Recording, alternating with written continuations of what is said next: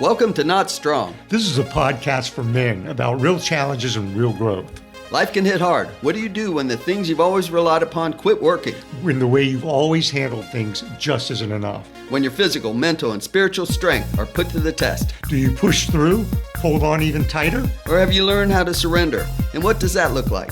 We're here to explore the human spirit with you and share what it takes to press forward through life's greatest challenges. To tap into something bigger than ourselves and live a healthier, happier, more fulfilling life. Join us on the Not Strong journey. Welcome to Not Strong. I'm Curtis Loftus. And I'm Tim Hamby. Not Strong, empowering the human spirit. Today we are doing episode 19, and we have a guest. This is always exciting when we bring in a guest. Joe Zelenka. Welcome, Joe. I'm glad to be here, guys. This is exciting. Former long snapper with the Jacksonville Jaguars. That's one right, of those teams. yeah. That was one of the teams. That was one. Yeah. Go for it. Who all have you played football So for? I started out in San Francisco. That was my first trip into the NFL was the 49ers. Steve Mariucci, Steve Young, Jerry Rice, Ken Norton Jr., Charles 2001? Haley. That was 1999, Oh, 99. 2000. So right there at the turn of the millennium, which was fun. So I was in San Francisco when everybody thought everything was going to freeze. Which is scary to think that my was kids, so my long kids ago. thought for sure it was done. It was everything's going to end. And then I got traded to Washington, played a year for the Redskins, not the Commanders. Now I was a Redskin. Do you miss that name, or does it matter? I know that's all. No, that's rabbit holes I go down. I do. Okay. I miss the name, and I know the city misses the name, and the fans miss the name. It's one of those things where, I think maybe culture got ahead of itself, but there's just something special about that historic franchise. But I got to play with guys there like Bruce Smith and Deion Sanders. So I was with Prime and Bruce and just Jeff George and Brad Johnson. Like that was the stellar team of all teams, and we stunk. And coach got fired halfway through the year. Norv Turner got fired with like 6 games left, so we finished with an interim coach. Well, your owner was kind of part of the problem, right? We won't talk about that here because I don't know how far and wide your podcast goes. That's true. So we'll leave it. But he's not owner anymore. I think he's out. I think we've got 36 listeners, right? I think Dan. So it was Dan Snyder who owned the team when I was there, and I don't think he's owning it anymore. Right. But a lot of times in the NFL, the owners really do set the mode for the franchise. They set the culture, they set the mood. So you look at somebody like the Pittsburgh Steelers with the Rooney family. Like that is a historic franchise. That is just, and they do things Pittsburgh the right Steelers. way, right? Great team, great organization, and they hire. By the way, Jag fans, I'm sorry. No, listen. That is taboo a lot of times when it comes to the Jags and Steelers. Jags and Steelers. That's a rivalry we don't like to talk about. Yeah. But I was part of that team that beat them twice and up there. We beat them 2 times in Pittsburgh in the same season. And not only that, but when they came down here.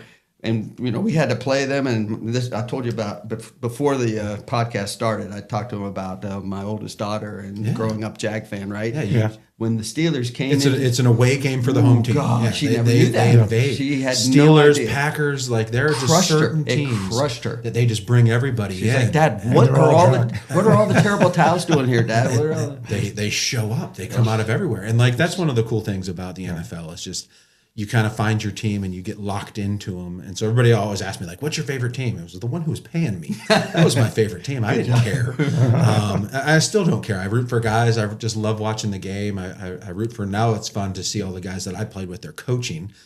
So they're in that coaching mode. Your career was relatively strong. I mean, you even though you bounced around, I bounced around. So I spent 8 years there in Jacksonville and I finished my last 3 in Atlanta. And so the wheels fell off the bus in Atlanta. And that's where it all finished. But I mean, 4 teams in 13 years, that's really 13 years, yeah. 13 years. 3.5 years is what I understand. It's about the average for an NFL player. If that's the average, like it's gone up. Has it? Yeah, because we heard like 1.3 years back when we were doing it.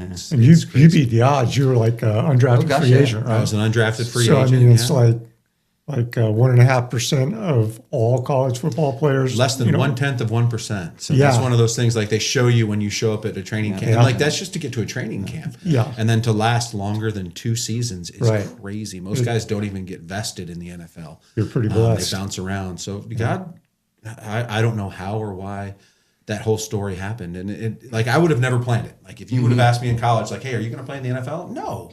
I would have never thought that. I was a good college tight end. I played at Wake Forest University. Are we good to talk about this stuff? All this stuff. We talked before the podcast. Okay, I'm just making sure. Everything's wide open. I'm bouncing around a lot. So. I edit a bunch too. Okay, well, good. We'll probably edit all this out. Okay, just making sure. Well, so I would have never thought I was going to play in the NFL. It wasn't a dream of mine. It was always kind of that, it sits out there. But that's the NFL. Like that's the historic, that's the, old NFL films with the classical music and the trumpets and the oboes, right? Like this is the NFL.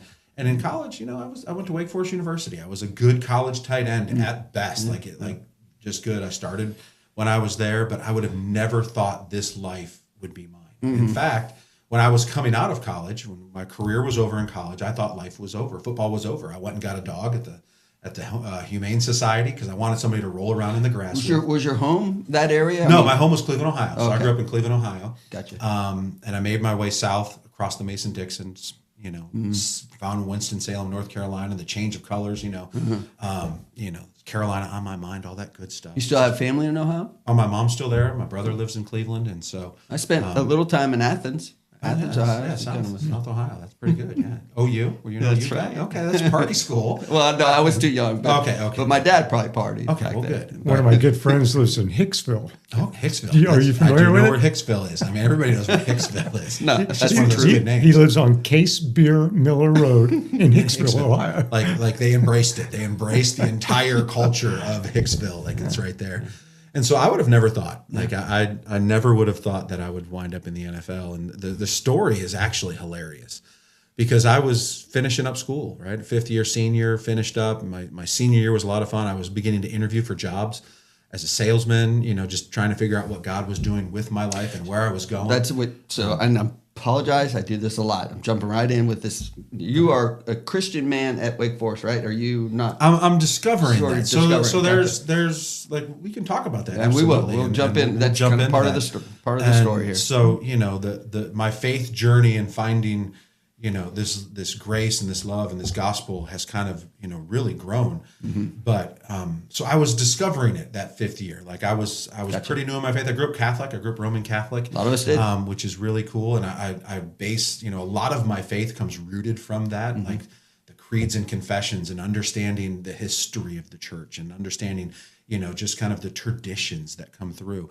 But as I sat in the Catholic Church growing up, there was always this disconnect between what I was hearing preached and what I was reading or what was being read to me in Scripture. It was always like, you're telling me to behave, but I'm hearing all about this grace. You're telling me I have to do, but it sounds like it's already been done. And there was this huge disconnect for me, but I knew God was real and I knew He was. And my life in college, since we're on it, we'll just slide into it. My life in college I was Eddie Haskell, man. I could party with the guys on the weekend, and then I'd go to FCA with the guys on Tuesday nights, and I would, I found my rhythm within that, and I was your average college kid, your average college football player, where I was definitely out partying, enjoying that scene, chasing girls, and doing this, but it never fulfilled me. It never kind of brought me joy. And it was weird because my closest friends were the ones who came and knocked on my door and dragged me out of my room for a Tuesday night FCA meeting or an STS, a student to student ministry meeting. Like they would come and be like, Joe, we're going. I don't want to go. And they know you're coming, we're going. And I would go. And those were my closest friends, even to this day, these guys that would drag me out. And so I was beginning to discover a little bit of faith, but I wasn't all in. I was still the Eddie Haskell. I was playing the different sides of the coin. I was kind of living with my foot in two worlds. And I began dating a girl my senior year, or it was my junior year in the field. That whole fifth year, now the kids get 7, 8 years in college. I had 5. It took me 5 years to get through school, right? I got redshirted my freshman year. Took me 10. Took you 10. That's good. Did it really? Yeah, I It's a lot left of school. red shirts. I got 2 Why haven't years I worth not of credit. heard that before? 10? No, yeah, 2 years worth of credit for that came over a period 3 or 4 years, and then I left school, went into business, went out of business, and then went back to school and finished up after a couple The years. Catholicism side of it, one quick one from my end of it, is it took a while to move through what is this and why am I not hearing, to your point, what's in this with the Gospels and everything about Jesus and what I've learned, in the last probably 20 years. 25, really seriously seeking and then trying to understand Jesus. Who He is and what He's done for us. And why that wasn't as available as a Catholic. I think that was my biggest disconnect as well. And it varied, right? And people ask me today, because I lead a lot of Bible studies and work in a church, and people ask me today if I had to describe the Catholic Church, what are they? They're the McDonald's of the faith, right? You go anywhere in the country, to a McDonald's and you know exactly what you're getting. That's the Catholic Church, right? You go there, you know what you're getting, you know how it's going to work, you know when to stand up, sit down, you know when to kneel, you know what to do. And I think Catholics there's a phrase they get really right? That there's this difference between, are you a practicing Catholic or are you just a Catholic, right? Well, I'm a practicing Catholic, because they understand that our faith is something we practice. Yeah. It's not something we ever perfect, but we practice it. Yeah. And I love that they kind of brought that in there. But like even early on, like when I was growing up and going to Sunday school, I remember we had a priest at my church, Father John, and he was awesome. He kind of made me fall in love with God to begin with. And then just as life goes on, you know how it goes. You know, you kind of drift a little bit. The world gets exciting. You see girls and you're like, holy cow, that's really pretty and that's really fun. And all right, well, that's just being the goody-goody over here, the good stuff. But Father Garrity really is an altar boy, and just things he taught me, and the way he was the first one, because he came into a Sunday school class. I remember I was probably 7 years old, 8 years old. And he was asking us the question, like, do you guys pray at night? And of course, you're asking 7, 8 year olds. We're like, well, we pray with our parents. He's like, no, do you guys pray? And it just kind of made us all pause. And I remember, like, it's crazy that at this age, I kind of paused and I was like, well, you know, sometimes, Father, I'm already in bed and I don't want to get out on my knees and do this. And he goes, God doesn't care if you're on your knees. Right. He doesn't care. You can pray laying down. You can pray standing up. You can pray in the shower. You can pray. And it was like, all of a sudden, it was like, holy cow, here's a man who is teaching me grace within the Catholic Church that put some roots in the ground that really allowed me to see and know that this is bigger than what I ever thought. And, you know, and so in college, I'm learning and I'm growing. I'm still kind of attending a Catholic church, but I meet a girl, right? She's smart. She's beautiful. She's the entire package. And I'm going into my junior year on the field. So I'm becoming a senior. She's a year ahead of me in school. So she's graduating. She's taking a job at a church in Winston-Salem, working for a guy named Gary Smallings, who wrote this really cool book called The 5 Love Languages. I don't know if you've ever heard of that book or anybody's ever read that book. No one. But she was going to intern at this church for Dr. Gary. And I was like, this is the best thing ever. I have this beautiful girl. I really like her. She's going to be here all summer. I stay for summer school. We're going to get to hang out. We'll go to baseball games. We'll get ice cream. We'll date. This is wonderful. We'll get, things will start growing. Well, right before she graduated, she took me on this walk around campus. Wake Forest campus, a beautiful campus. I mean, you could film a movie there. I think they should film a movie there. Gorgeous campus. And she took me for a walk. And at Wake Forest, there's Wake Chapel, which is right in the middle of the campus. Beautiful campus. And there's benches kind of in the grass, and no one ever sits on it. But she took me on this walk, and we sat on this bench right by, Wake Chapel. And she sits me down, and she goes, Joe, do you love me? And I was like, whoa. Hold on. Yeah. We're just dating. We're just dating. But yeah, like, I really am into you. And she goes, okay, well, could you see yourself marrying me? Are you kidding? And exactly. That's exactly my moment in time. I'm kind of going, brother. And I'm going, look, we're dating. You're talking pretty heavy stuff. No. And she looks at me and she goes, Joe, I can never love you and I can never marry you. And I kind of paused and I was like, what do you mean? She goes, I can't love you or marry you because you're not a real man. Now, you tell anybody. She's really pulling this on you. How old are you when this is going down? Probably 19, 20 years old. And so she's saying this to me, and I said, well, wait, what do you mean I'm not a real man? Yeah. Like, you see me in the weight room? Like, I'm benching over 400 pounds. Yeah. I'm squatting over 500 pounds. Like, I can do whatever I want. Like, case of beer, you want me to get through that? I'll pound that. You want me to chase women? And I didn't say that out loud, but that's what I'm thinking. Like, I'm not a real man. Like, you see who I am. Like, look. And she goes, no, you're not a real man because you don't know who Jesus is. And it was like a knife in my chest. It was like, holy cow, somebody saw through all of my crap and called me on it, which started me on this venture and this journey to kind of try to figure out who I believe Jesus is, who I think he is. And so it caused me to sit down and read and discover and look at and really kind of start digging in to the gospel and to scripture and really kind of studying. And as I was doing that, I was also kind of putting my feelers out in other places. Like, let's look at Taoism and let's look at, what about the Muslims? They got things going. And everything kept pulling me right back to Jesus. And so I began this slow kind of pathway. And so, when I was coming out, there was this very infant faith that I had that God had a plan for my life. Was that Rebecca? That was my wife. So spoiler alert, she did become my wife. Yeah, there it is. She did call me out in a really cool way. and really kind of saw me for what I was in the moment. And she still does that. She'll call me out. That's so funny because when I was in school, the second lap around, which is how I met Gretchen, same thing sort of happened. I went back to school to be able to just, head down, finish up quick. But I got there and first day on campus, met somebody from hometown and, I got a pool playing, drinking buddy, and went right back into it like I was just out of high school. But now I was older. I was in my late 20s and I'd met Gretchen there and we started going out and she would come with us and we would shut these places down at 2 a.m. Not her, but myself and my buddies and people in the bar and stuff. And she called me out in the same way and just one day just pulled me aside and she's like, she said, Tim, she said, you're like the oldest person here and you should be setting an example for the rest of us. And instead you're setting this other kind of example going right, going the wrong way. Yeah, the wrong direction. And same thing, it kind of opened my eyes. It's like, oh my gosh, here's a girl that's 7 years younger. And I'm with these guys who are, in between my age and her age. And it just kind of woke me up and it's going, what am I doing? What am I doing? Like, why am I doing this? And I remember that started conversations between me and her, between me and chaplains, between me and people, just kind of opened up some of those deeper, heavier conversations of like, what is really life about? And I remember one of the biggest questions I had for her, because coming out of, the Roman Catholic faith and kind of dipping my toes, so to speak, in Protestantism. Yeah. That phrase, I have a personal relationship with Jesus. Well, I was like, I don't understand what that means. What do you mean you have a personal relationship with Jesus? Like, I talk to Jesus, I talk to saints, I talk to people, like I pray to God. She's like, no, he's my personal savior. And it was one of those things where I really had to kind of come to that point where it was like, this is no longer my parents' faith. This is no longer my church's faith. This is no longer what I grew up with. That this had to become mine. I had to make it mine.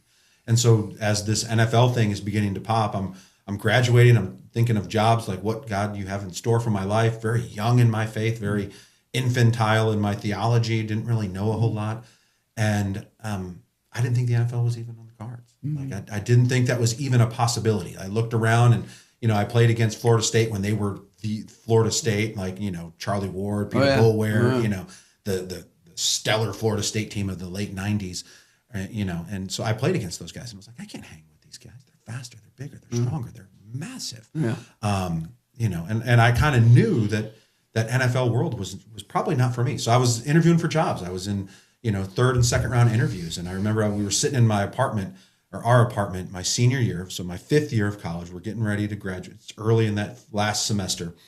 We're going to graduate. I remember my roommate upstairs yells down at me and he goes, hey man, what are you doing next Tuesday? I said, I'm not doing anything. My roommate was the punter in college. My punter, his name was Tripp. And I said, I'm not doing anything, man. What you need?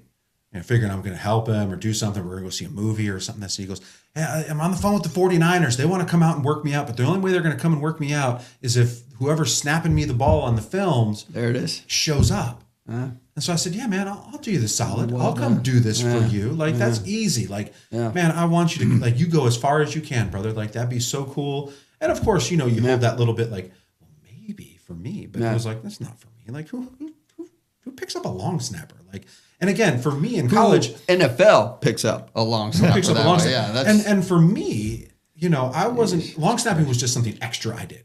It was not I did not go to college as a long snapper. I know kids today, they graduate high school and they're like, I'm getting a college scholarship to go snap somewhere in college. And that's all they do. Well, that wasn't like, I was a 4-down or 3-down tight end at Wake Forest. And then I snapped because for me, it was another play to get on the field. Yeah. And I didn't think it would ever parlay into this NFL career. So I said, yeah, Tripp, I'll come work, be there for the workout. Cool. And so we go to this workout and it's just me and Tripp on the field, the special teams coach from the 49ers. And I didn't know it at the time, but normally when you work out a punter, you normally stand back by the punter. And the long snapper snaps the ball and the coach is standing right next to the punter, watching the direction, counting the hang time, everything else. Well, the coach never stood back by Tripp. The entire time he stood in front of me. And at the time I didn't know it, right? And since then I've been through countless tryouts and workouts with guys. And so I've realized that when they're working on a punter, they stand by the punter. When we're working on a snapper, they stand by the snapper. So he just stood right by me the entire time. He's asking me questions. Can you do this? Can you put the ball here? Can you put the ball there? Can you slide this way? Can you do this? How about this? Well, what about this? And I was just thinking he was just a nice guy. And we were just having a conversation. We were just kind of hanging out, doing our thing. And we finished the workout and he tells Tripp, like, really great job. And he walks over to me and puts his arm around me. And George, his name was George Stewart. And I think he's still coaching somewhere, or he might be, but he puts his arm around me. He's bigger than I am. So he puts his arm around me. And so I'm underneath his arm and he goes, hey buddy, keep your phone lines open on draft day. And I went, okay. I know enough about coaches. Coaches are the used car salesmen of the football world. Right. And this is true. Like college coaches, pro coaches, and if anybody's watching and you're a coach, I love you guys to death. But the truth is they know how to sell, right? They know how to sell. They know what to say. Watched enough documentaries, let's just say. Yeah. They're really, and there are some really great ones out there. And I got to play for one of the best ever in Jim Caldwell at Wake Forest. Love that man. And still get to talk to him every so often. And we went to Israel together. I was there for his baptism, which was so cool. Wow. So here's my college coach, the guy who sat in my parents' living room, recruited me to come to Wake Forest. You know, this was 6 years ago. We were in Israel together. He got baptized. I was there for. So it was just like this full circle thing, just to get to spend time with him like that. But yeah, George puts his arm around me and keep your phone lines open. I'm like, whatever, man. You're just saying that to be nice. I'm out here doing my friend a favor. Not a big deal. So draft day comes. You know, draft of 1999, right? Draft day comes, and I'm sitting in my apartment. And I'm writing a criminology paper. I'm taking criminology my senior year just for fun. I wasn't planning on doing anything. I was planning on either being a salesman or a teacher, one of the two things, and just trying to figure out where God was leading me. And so I'm sitting there writing this paper, and about the fourth round, I get a phone call. Pick up my phone. You know, we didn't have cell phones back at the time, right? So you pick up the house phone, and hey, Joe, it's you know, so and so from the 49ers. Has anybody called you yet? No, nobody's called me. Fifth round, same phone call. 49ers, call back. Hey, anybody called you yet? No. Sixth round, same thing. No. Seventh round.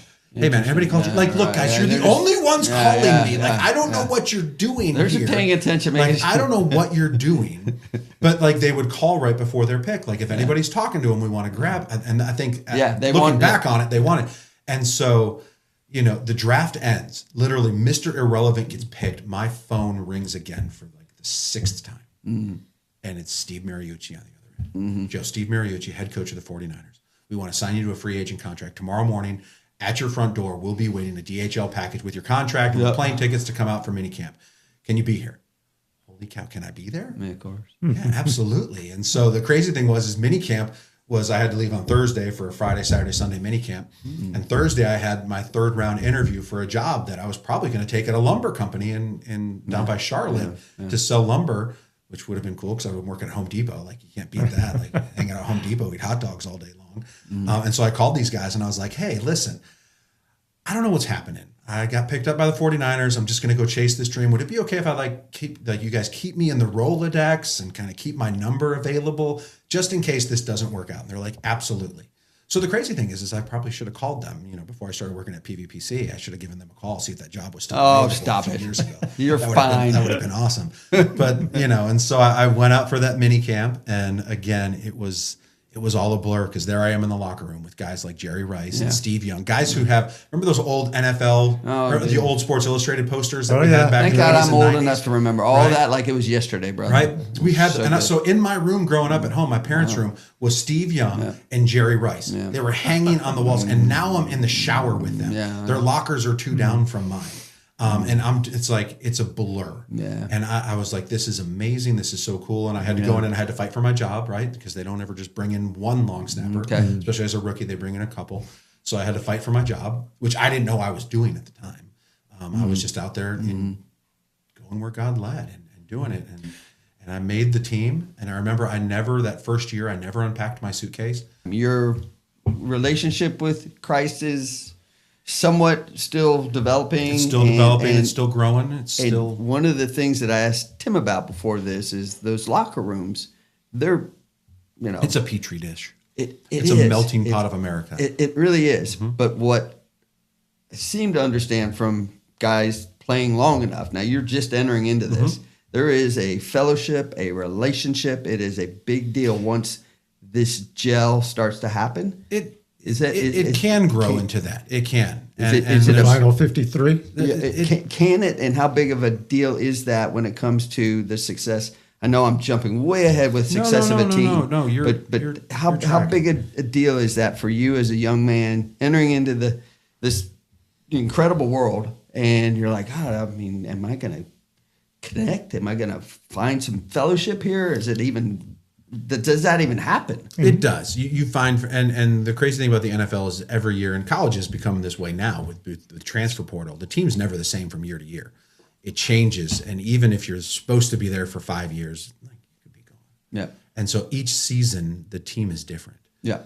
Each part of the season, the team is different because guys come in and out, and you develop friendships, and unfortunately in the NFL, you keep everybody kind of at arm's length. That's what happens because you don't want to get too close to guys because you don't know if they're going to be around. You don't know if you're going to be around. Yeah. But as time goes, you do develop those really deep, sweet relationships, and you start to grow in your faith, and like minds come together. But it's also a place where if you're not strong, you can be lured away really quickly. Because you get 53 guys in a locker room who are making more money than they should, and they're young, and they're full of energy, and they're athletic, and they have everything handed to them. And then so the weird thing about the NFL is you only get paid during the season. That's it. So you don't get paid year round. You get paid during the season. So you take you take that big contract that somebody gets $1 million, you divide it between 17 weeks. Yeah. That's what you get. And so you're getting these massive paychecks each week. And you don't realize that, like, hold on, like, I'm not going to get paid for the rest of the year. And then there's a lot of trying to keep up with the Joneses, right? It would be just because I'm a rookie free agent or I'm a minimum salary guy making $200,000. Well, there's a guy 3 lockers down making $4 million this year. Well, the $4 million guy goes and buys a Cadillac Escalade and puts spinners on it back in the day. Remember the spinners? Yeah. Put spinners on. Well, the guy who's making league minimum, he thinks he's got to do the same thing, or he wants to do the same thing because that's there's kind of that culture in the NFL. Like, you're in the NFL, and there's definitely for a lot of guys, there's hands out from family members. They want people to buy them houses and you got to take care of mama and daddy and stuff. And so it's hard. It's a hard, scary life, which is why I think the stats are, like, I think they say like 70% of players, once they're retired within 5 years, are bankrupt or have no money left. But is there any degree of that of brotherhood that comes together absolutely. On teams that even today, enable success? Absolutely. And there is that, we're in this together brotherhood. Yeah. And you do develop really deep relationships with guys. And that's your identity, right? We're identified as football players from high school on. You're football Joe or you're football Tim, right? That's part of your identity. Mm-hmm. Yeah. And when you lose that and you lose that group of friends, there's a death that comes with it. And it's hard. That transition out is really hard for a lot of guys. I remember when I was in Atlanta, I got connected with a guy who had played minor league baseball, and he was starting a ministry because he had lost so many friends who were doing the baseball world, who when the wheels fell off the bus and there was no more baseball, they committed suicide because their identity was so wrapped in that world. And luckily for me, I had really good parents who taught me that this isn't your identity. And while I fought against it for 13 years in the NFL, it seeps in. It becomes a part of who you are. And I know even today I cast a big shadow, right? I wouldn't be on your podcast if I didn't do what I did in the NFL, most likely. I might be. But actually, we still have. Yeah. I think but really wonderful story we're getting ready to hear more of. I looked at it. It was kind of like this was a blessing of God in my life that I got to do something that little kids dream about. And so I was always willing to go talk to schools or churches or men's groups or, Rotary clubs. I was always willing to give back because I knew this was a window of time for me to be able to do something. And I was living the dream that every single young boy wants to live. And so to me, it was precious. And it's hard. And success. What was your first big hiccup then? Was it in San Francisco? Like, if you were to go back and say, oh my gosh, I was really kind of got ahead of myself, a little bit of ego, a little bit of pride started to seep in. Luckily, as a long snapper, you don't have an ego. None of that happens? No, you don't have any Money ego. didn't even start to change you some? Listen, my first big purchase, I didn't buy a car when I was out there. I traded tickets for a car with a car dealer. Interesting. Because I was so worried about spending money, and like I'm already cheap as it is. And so it was one of those things where, no, I think so your head's screwed on pretty good. My head was up. My parents did a really good job with that. You know, they did a really good job screwing my head on and really keeping me grounded and reminding me constantly kind of who I was. And then that girl we talked about earlier, she was good at it too. Kind of reminding me like, this isn't who you are. This doesn't define you. And it was good. And so I played my first year in San Francisco, and I signed a 1-year contract, which is crazy because most guys come in and they sign 2-year contracts. Well, I signed a 1-year contract. San Francisco was underneath a cap problem at the time. And so I signed a 1-year contract. And so after that first year, I played that whole first season, and I played okay. I had a fumble recovery on Monday Night Football, which was my first Monday night game. I recovered a muff punt.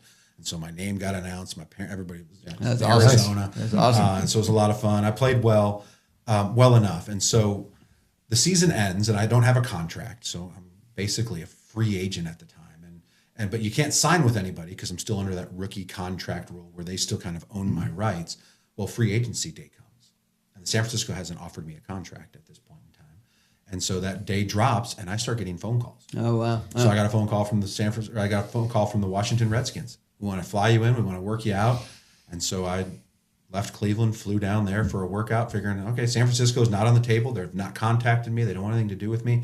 So I go work out for Washington, have a great workout for them, and they're all in on Joe. Like, they love Joe. We want you. We need you.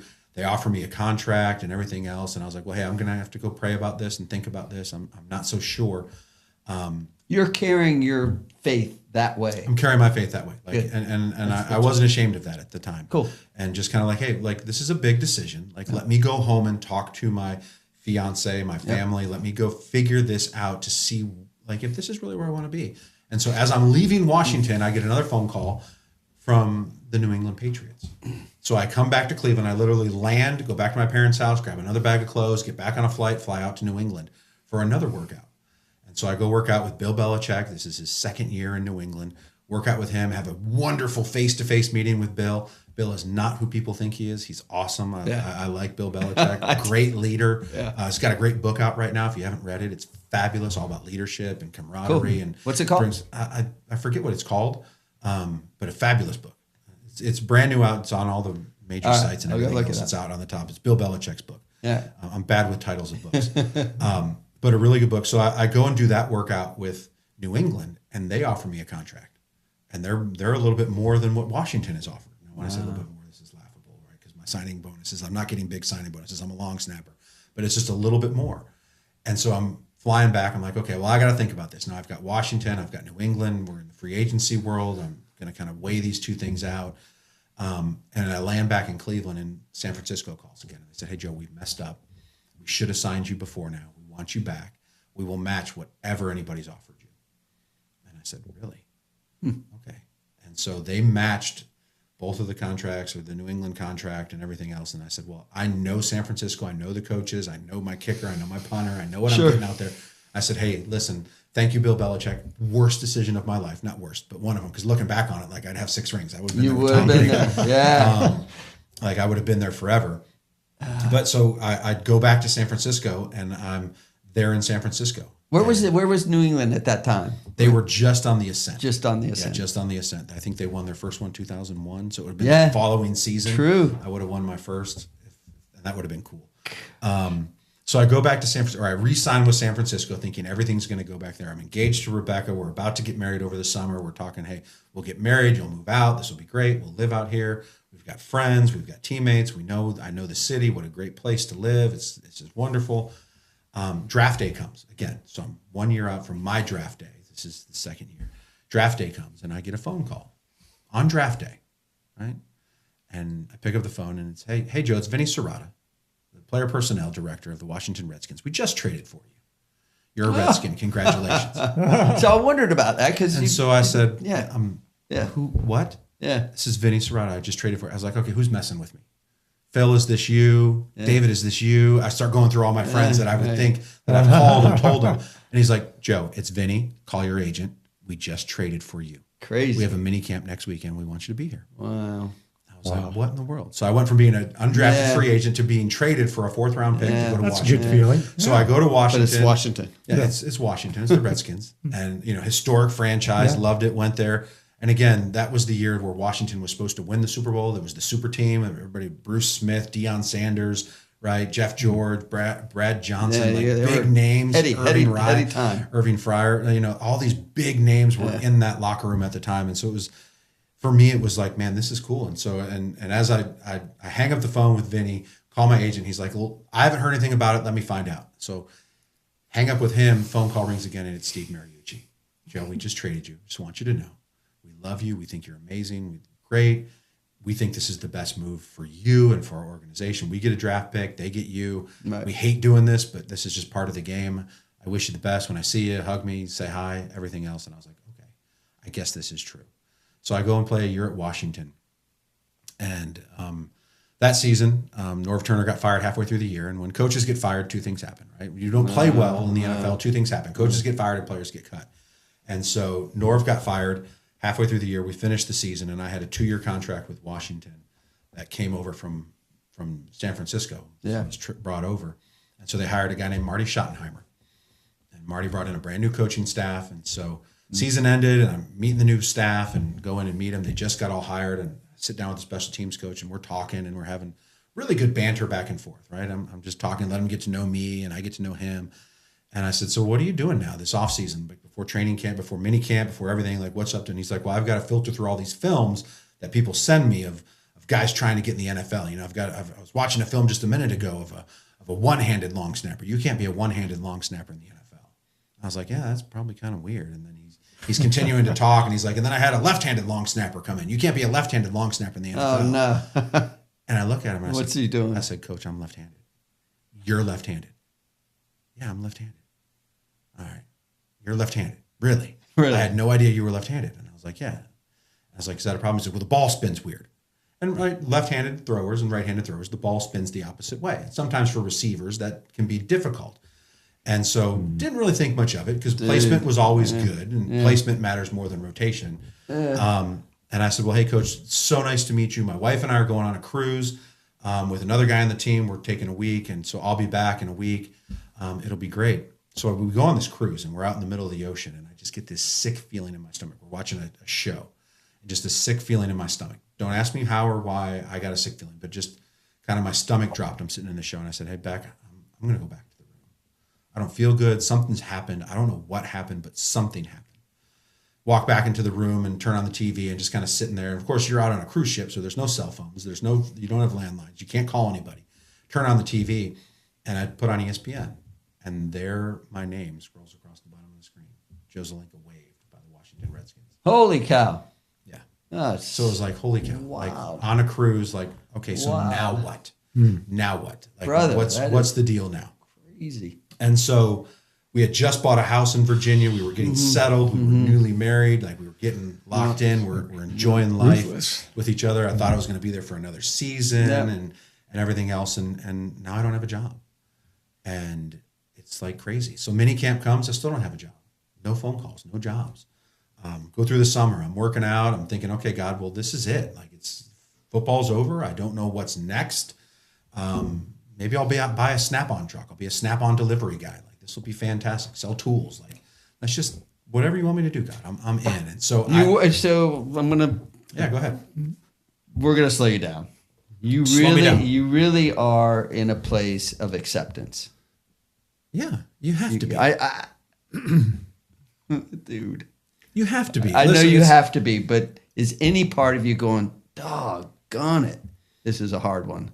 Like we've talked about this together when you're like in that place of provider, because that's how men get. It's like I am the man. Like, go make my money. It gets stir crazy a little bit when you're not making money. It was one of those things when that happened. It was it didn't rock me to the core because that was just part of the game. Like you get into it and you know that eventually you can't play football forever. Eventually everybody's career ends. And Were you thinking at all about that? That it was over? Yeah. Like that definitely entered into my mind, especially when training camp started that year and I hadn't heard from anyone. Training camp starts And now I'm not on a roster. And it's like, okay, well, I'm not here. I guess it was over. Well, what a fun run I had. I got to play 2 seasons in the NFL. I've been on Monday Night Football. I've gotten to meet a lot of great people. I know Deion. I know this. I know that. Like, well, you're saying a lot more right there with that comment than I got to live a really cool life. I'm just really grateful for the moment. And of course, I'm still holding out. How old are you about this time? I'm probably 24, 25 at this young time. Man, So I'm still young. Yeah. And not really knowing what's next. And so all of a sudden I get a phone call from the Jacksonville Jaguars. I call my agent, say, hey, we want you to come down. Desperate. We want you to come down for a workout. They're 2 weeks into camp. Jags. They're 2 weeks into camp. And I get a phone call. Hey, come down. We want you to come in for a workout. Not a contract. We just want you to work out. We drafted a guy as a long snapper. We're not real happy with him. Coughlin's still our coach. Coughlin's the coach. Okay. We're not really happy with him. So will you just come in for a workout? Yeah, sure. So I pack an overnight bag because literally I had a flight in and a flight out. I was here for probably, it was supposed to be like 19 hours total. Land, taxi over to the hotel, stay in the hotel. They pick me up. You do the physical. You go out in the field. You do your workout. So I do my workout. And, of course, Tom's there and everybody's there. Hansen is the punter? No. Hansen came in probably 2 weeks after me. Oh. So I finished the workout and I'm walking off the field. And Tom walks up to me and he says, all right, son, that was a good workout. You'll be here for the afternoon practice. And I said, excuse me, sir? You're going to stay for the afternoon practice. We're going to sign you. Nice. Coach, literally I have the clothes that I wore and one more outfit. Coughlin. And I'd like to call my wife and at least tell her this is happening. Right. And you leave tomorrow for a game in Dallas, a preseason game. And I have no clothes. And he goes, don't worry. We'll set you up. Just be here for the afternoon practice. Call your wife. Be here for the afternoon practice. So I call Rebecca, explain to her. She's like, yeah, I'll put some clothes together. Maybe we can overnight them to you. And I'll get you a suit or something. And she's like, it's going to be hard. Like, I don't know if it's going to get there in time. And so I go to sign my contract and I tell him, I'm like, look. Like you signed a contract that afternoon? You have to. Immediately. That's so I signed the contract. Wow. And as I'm signing the contract, I'm explaining to, their player personnel guy and their player programs guy, like, look, I've got no clothes. I've got nothing. And you guys leave tomorrow for a game in Dallas. And Coach Coughlin had rules of what you could wear traveling. Big time. It was suited and booted, right? You had to have the suit on, full suit. And they looked at me and they said, we got you. I said, what do you mean you got me? Well, you're going to go with this guy right now. So they literally, before the second practice that I was supposed to be there for, they took me to Rosenblum's. They bought me a brand new suit, shoes, tie, everything. Still have the suit. Nice. Because, man, it was a signing bonus. Right? Yeah. I got a signing bonus in a suit. So I went and was there for this, what I thought was going to be about an 18, 19-hour trip turned out to be 8 years of my life here in Jacksonville. Wow. Which was really glorious. And Jacksonville is really where my faith began to deepen. And really where I began to kind of fall into relationships with guys like Kyle Brady and like Mark Brunell and Anthony Johnson, our chaplain, and Don Walker, our chaplain before Anthony, really starting to really ask the hard questions and kind of do that. And so, when you get bounced around like I was, you want a certain home base. And so we kept our home in Virginia. So I've played that season with the Jaguars. We live in an apartment over off Gate Parkway. And this is 2001. And I was actually on Anthony's board of directors. I helped raise funds for him as a chaplain. Good old AJ. Huh? Yeah, good guy, good family. Guy. And it's funny, back then, just it's so interesting. I gave him a stack. It was the first time I tried to read through the entire Bible. And someone suggested to me, do it this way. Don't get the Bible and start with the whole thing. Get like an ESV version of the New Testament and start with the four Gospels. It's like a book about this thin, a little paperback. So it was much less intimidating. And I got it and I read through it and I got inspired by it. And so I shared that with Anthony and I said, take a look at this. You got any buddies, that might, that this might would be a good way to get them engaged. And he said, yeah, that's great. Where'd you get that? So I gave him a small stack of them. And he told me later on, he said he distributed them with some of the guys. Really liked them and stuff. It was really cool. But Anthony and I would meet. I'd come in early on Friday mornings and we'd have coffee club together. It was just he and I just sitting and just sharing life and doing life with one another for years. You still stay in touch with him? Still stay in touch with Anthony and his wife, Shelley. Yeah, he's still in town. He's a counselor in town now. So he's a certified counselor, great at what he does and just so easygoing and patient. And when I was finished that first year and we're keeping our house in Virginia, we didn't want to move yet to Jacksonville because, man, if wheels fall off the bus, we don't want to get stuck in Florida.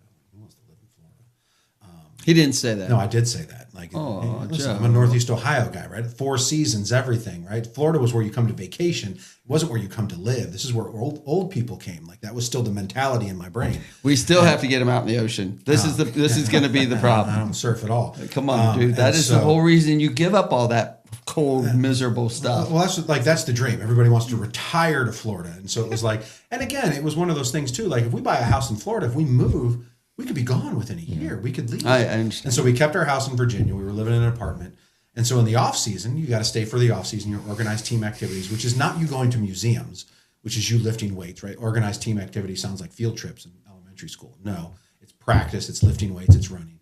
And so I lived with Kyle Brady for a full year. And me living with Kyle Brady was one of the greatest times. And he and I have talked about it since then, where I've told him, I was like, dude, that was a seminal moment in my life. Where here's 2 guys, NFL players. We would stay up all night. We were reading things by R.C. Sproul. We were reading, scripture together. We'd get in deep theological, what we thought was deep theological conversation. Did he get to the team that way, or did he change because of his relationship with some of those other players and stuff? So Kyle was growing in his faith at that point in time. And I all think those guys in that, there were a bunch there was a bunch in that deep locker room. faith-oriented men. Bunch in that locker room. Yeah. But Kyle kind of came with a little bit, and then it grew more. And again, in the NFL, you're looking for something that is stable, something that is steady. You're looking for something that you can trust and believe in outside of yourself. And I always believed, just thinking about the team back then, that something special, even though I know it created some angst and there were those other outside issues that would come in and like, oh my God, there's a Christian thing and it's this group of players and how do they... Some people imagined it divided the locker room, but I always felt like there was a really solid, spirit-oriented kind of team going on there, and that meant something. Faith never divides a locker room. I didn't think so, but there were people on the outside that wanted to sort of set that up. It never divides the locker room. In fact, it kind of galvanizes a locker room. It's great to hear that because I wonder, and like it's usually media or some outside something, and so angst. It's crazy, right? It's just one of those things where I think the story behind it isn't the reality of what it is, and unfortunately in the NFL and college is the same way.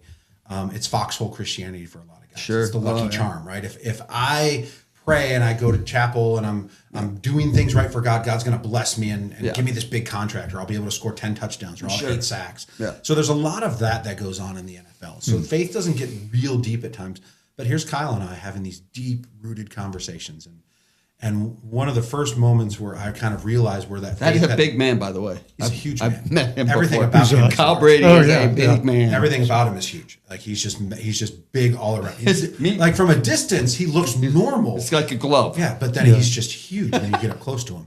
But there was one day in the locker room or in the weight room, we were all lifting weights together, and this was one of those moments where my faith, I actually can remember my faith moving from being what my parents gave me and kind of what I thought I was doing and kind of discovering to actually me understanding. And so Kyle would do things just to make people laugh and to do things. Well, one of the things he did, not often, but every so often, he'd walk through the training room or he'd walk through the weight room and he'd go up to guys and he'd go, if you died today, how would you know you'd get into heaven? Like that evangelism explosion and question. Yeah. And so he's going around and he's asking everybody, hitting them. And of course, the strength coach at the time was a guy named Jerry Palmieri, who was a Christian man. So he's following Kyle, and they're having conversations with guys. They're witnessing in the weight room. They're doing this, and Kyle comes up to me and he goes, "Joe, if you died today, how would you get into heaven? What would you say to God to get you into heaven?" And I promise you, this was not of me. No one ever taught me this. No one ever said anything. But I kind of sat back and I said, "Kyle, I wouldn't say anything. I'd point to the man in the corner with the nail-scarred hands, the nail-scarred feet, and I said, he told me I could be here." And it was that one moment, like, and I remember exactly where I was doing power cleans, remember exactly where I was, but it was like, that answer didn't come from me. That came from somewhere else. That was God really kind of starting this faith journey with it. And again, there was a lot of that kind of just slow growth into faith. And you know, throughout my time in the NFL in Jacksonville, my locker was that locker guys would come sit next to, and they'd pour out their marriage problems. They'd pour out their children problems. They'd pour out these problems. Like, why are you sitting next to me? Like, what are you doing? Why are you here? Like, but it was this, my locker was a safe space for guys to come share. Team recognized you in like 2005, didn't they? Or someone did with a community servant. I think I was the community service leader twice. I was the Jaguars representative for the Walter Payton Man of the Year award. The way they talked about you, though, your teammates. My teammates, that came through the team. Yeah, so I won the community service award and those kind of things, which was great. You know, it was fun. But why I say that out loud is because it tells me what those men felt about you. And it was an honor, you know. And I look now and I see guys who are that Walter Payton Man of the Year. They get the patch on their jersey. I was like, man, I could have got the patch on my jersey. We didn't do that back when I was playing. That's frustrating. Joe. So like, there's little things that I wish that would have been really cool. So you took on a mentorship role a bit? Kind of, sort of, and not even like trying, not even like sitting down and being like, hey man, I feel you're struggling. Let me pray for you. But just guys would come and sit next to me and sit in the locker room and, man, I think I'm getting cut, Joe Z. Hey, man, Joe Z, man, my wife is mad at me, man. We just had a baby, and you know, I got another girl pregnant. Like, what do I? For some reason, but I see now what God was doing. He was beginning to instill in me a place of pastoralship, a place of shepherding, a place of counseling, which at the time I wouldn't even have thought of. And so I'd spend these 8 years in Jacksonville, and of course, the longer you spend in the NFL, the more expensive you get. And the NFL is all about saving money, and so I've young guys come in. Yeah, hey, we're going to save $300,000 by signing a rookie over keeping Joe, and we're in a cap issue, and so 10 years in.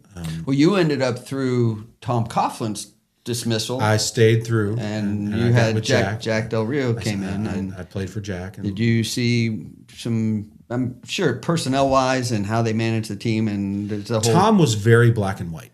Yeah. With Tom, it was very black, very white. Like, and as long as you did your job and you worked hard and you gave attitude and effort that he found acceptable, he would defend you to the media. He'd defend you everywhere. It was very black and white with him. Yeah. And Tom didn't have any favorites. Yeah. Didn't matter if you were Fred Taylor or Mark Brunell. Right. He treated everybody exactly the same. Yeah. And you know, and I love Tom, and I think Tom is one of the better coaches. And it just seemed like the changes that were happening were player oriented. Like it's to me, looking on the outside in, trying to figure it out, it was players gaining a little more of this voice from the locker room, saying to ownership, because that's what was going on, right? You had ownership kind of having to listen to some of the players and some of the grief and some of the Tom, I don't know if he got it bad. No, he didn't get it bad, but like Tom wore a lot of hats in Jacksonville. Yeah. He was the player personnel guy. He was the head coach. There was a lot of things going on, and the game evolves and players evolve. Like the kids today are not what I was when I was coming in. Right. And it'll even evolve more as time goes on with the NIL deals and everything else. And I think Tom had just his tenure here was not going to get any better. And I think Wayne and Dolores knew that. They saw that. And the crazy thing is I saw Tom probably 5-6 years ago at a charity function downtown, one of his J Fund things. He walks up to me and he shakes my hand and we're talking and he goes, "Hey, I just want to apologize." Oh, wow. So what do you want to apologize for, Tom? He goes, "What I did in New York, I wanted to do here." That's interesting. And I said, he goes, "I wanted to win 2 Super Bowls here for this city and this team and you guys. And I wanted to do that here, but God didn't have that in store for me." And so it was one of those crazy things that, you know, and again, when Tom left and went, like there was a time when I was underneath, my contract had expired and Tom tried to lure me to New York and I said no. Well, I didn't say no. I had actually signed a contract, but we signed it too early in Jacksonville and the NFL rejected it. So I became a free agent, but I had already signed the contract. So I'm a man of my word. And I was like, no, I already signed the contract. I've got to come back to Jacksonville. You would have got a Super Bowl up I would there. have got a Super Bowl up there. So I kind of ran away from You Super are Bowl running teams. away from Super Bowls. Yes, I really, really did. So I finished my time here in Jacksonville, and they gave me that ever famous look. You're just getting a little old, Joe, and you're a little expensive, and we think your career's done. And so they waived me at the end of training camp, which was really hard because we had built a life here. We had friends here. We had a church here. We were growing here. My children were born here. Like, this was home. And so while we didn't want to make it home, it became home for us. The people in Jacksonville just wrapped their arms around us. We fell in love with it and loved everything about it. And so that year 10, Except the weather. it gets hot. It gets a little muggy. And, big guys don't like the mugginess. And so then I got waived from Jacksonville, and I remember the day I got cut. I'm sitting in there with Paul Vance, the player contract guy. Yeah. And it's like, you do your checkout stuff. And he's like, so what are you going to do now? What do you mean, what am I going to do? Great now? question. Like, what do you mean? I'm going to take my kids to breakfast. I'm going to go home. I'm going to take a nap. And I'll see what God has in store for me next. I don't know if he was thinking I was going to say, well, hey, I want to be part of the media team, or I want to coach, or I wanted this. It was like, no, I don't know what I'm going to do right now. I'm just going to see. And so, at that point, 10 years in the NFL, maybe football was over. I didn't know. And I went through that entire season, went on a bunch of tryouts, all these different teams. It was one of those years where long snappers got hurt left and right. So I would get flew into Kansas City, went for a tryout, finished the tryout. They looked at me and said, you're one of the best we've ever seen. You're just a little old and a little expensive. So we're going to go with the young guy. Went to Minnesota, I think I was in... Did you ever say I could be old and inexpensive? there's a minimum you have to take, right? There's That's right. Yeah. I was at the veteran maximum at that point in time, so they had to pay me a certain. What's your age? I just have to ask that. I'm 49. No, when they were telling you were old. I was probably 33. Yeah, 33 at the time. That's 34, painful, right? You're old, and NFL, like that's in the painful. NFL, that is, you are ancient at that point. Yeah. And again, it was that contract thing. And I remember I went for a tryout to Atlanta. So I flew in for a tryout from Atlanta and do all the physical stuff, go for this tryout, and hear the exact same thing. Go through the tryout, and they said, hey, look, you're a little expensive. You're really good, but we're going to go with the young guy. And I looked at the guy, Les Snead. He's still out there somewhere. I looked at him, and I said to him, well, hey, just do me a favor. Just keep my number close, because the guy you're signing is going to cost you a game. So just keep my number close. I love that. And I'll be around. You did say that, right? I love it. 3 weeks later, the kid rolled one back against the Saints, and cost them the game. And so they call me and they say, hey, we want you to come back in for another tryout. I said, another tryout? What do you mean? Like, what am I going to show you? Just there. Yeah. I was there 3 weeks ago. It's the same thing. I'm going to throw the same balls. I'm going to do the same stuff. I'm in the same shape. Joe, just get on the plane. Come in for the tryout. Guys, I'm not getting on the plane without a contract. There you go. Joe, just get on the plane and come down. So I get on the plane, come down, go through another tryout, right? Just following God to open the door, go through another tryout with them, and finish the tryout. And they're like, all right, we want to sign you. So there was 4 weeks left in that season. So I finished that year with Atlanta, which was really kind of cool. And then they re-signed me. I played a second year in Atlanta and then a third year. And so I'm at year 13 in the NFL. And how was that Atlanta team? How was that Atlanta team for you? I mean, it was fantastic. That was Mike Smith, right? That was Matt Mike Ryan. Smith was there. Yeah, so he had left Jacksonville and went up Smitty there. Had gone up there, so Smitty was the head coach. That's kind of one of the ways you probably knew, or they knew They you. knew right? of me and this and that, and so it's all about who you know. Especially in the NFL, it's who's worked with you, and you kind of get labeled as certain guys, like you're a Coughlin guy or you're a Del Rio guy, and when you're a specialist, you get labeled by who was your special teams coach. So you became this guy's guy or that guy's guy. I kind of like Mike Smith. He was a good man. Smitty was a great guy. Yeah, I love Smitty. Like just his whole family and his daughter, his wife, everybody, just really down to earth, really a good guy. Love Smitty. And so I went there, finished that season with them, played the next season, and we had the first back-to-back winning seasons in Atlanta, made the playoffs. Okay. Lost to Aaron Rodgers and the Green Bay he's Packers. He's pretty good. Yeah, he's all right. He's still around. He's still around. What about the Steelers the other night? Insane. Crazy. Yeah, He's still playing at a high level. Nuts. But that's all those. I don't know what He's doing. meditating. He's into some spiritual seeking nowadays. He's into something. But, But, so and the cool thing is when I went to Atlanta, there was a guy I played with here in Jacksonville by the name of James Trapp. And James Trapp was a defensive back. He went to Clemson. He's the only guy in the world who ever has had a Super Bowl ring and a gold medal. He was part of the 4x100 relay team that won a gold medal. He ran in the early rounds. He didn't run the final race, but he ran in the early rounds. And if you run in that race at all, they give you the medal. And so James was the chaplain in Atlanta. So I came in and James was there. And so I already had a connection with James as the chaplain of the team. And, it was really sweet. Well, over that offseason, James developed pancreatic cancer. And so he couldn't be around the team anymore. And so he goes, Joe Z, I can't be around the team. Well, you kind of fill in for me as the playing chaplain. I was like, okay, well, what does that mean? He goes, well, you'll do Bible studies for the guys, Bible study for the coaches.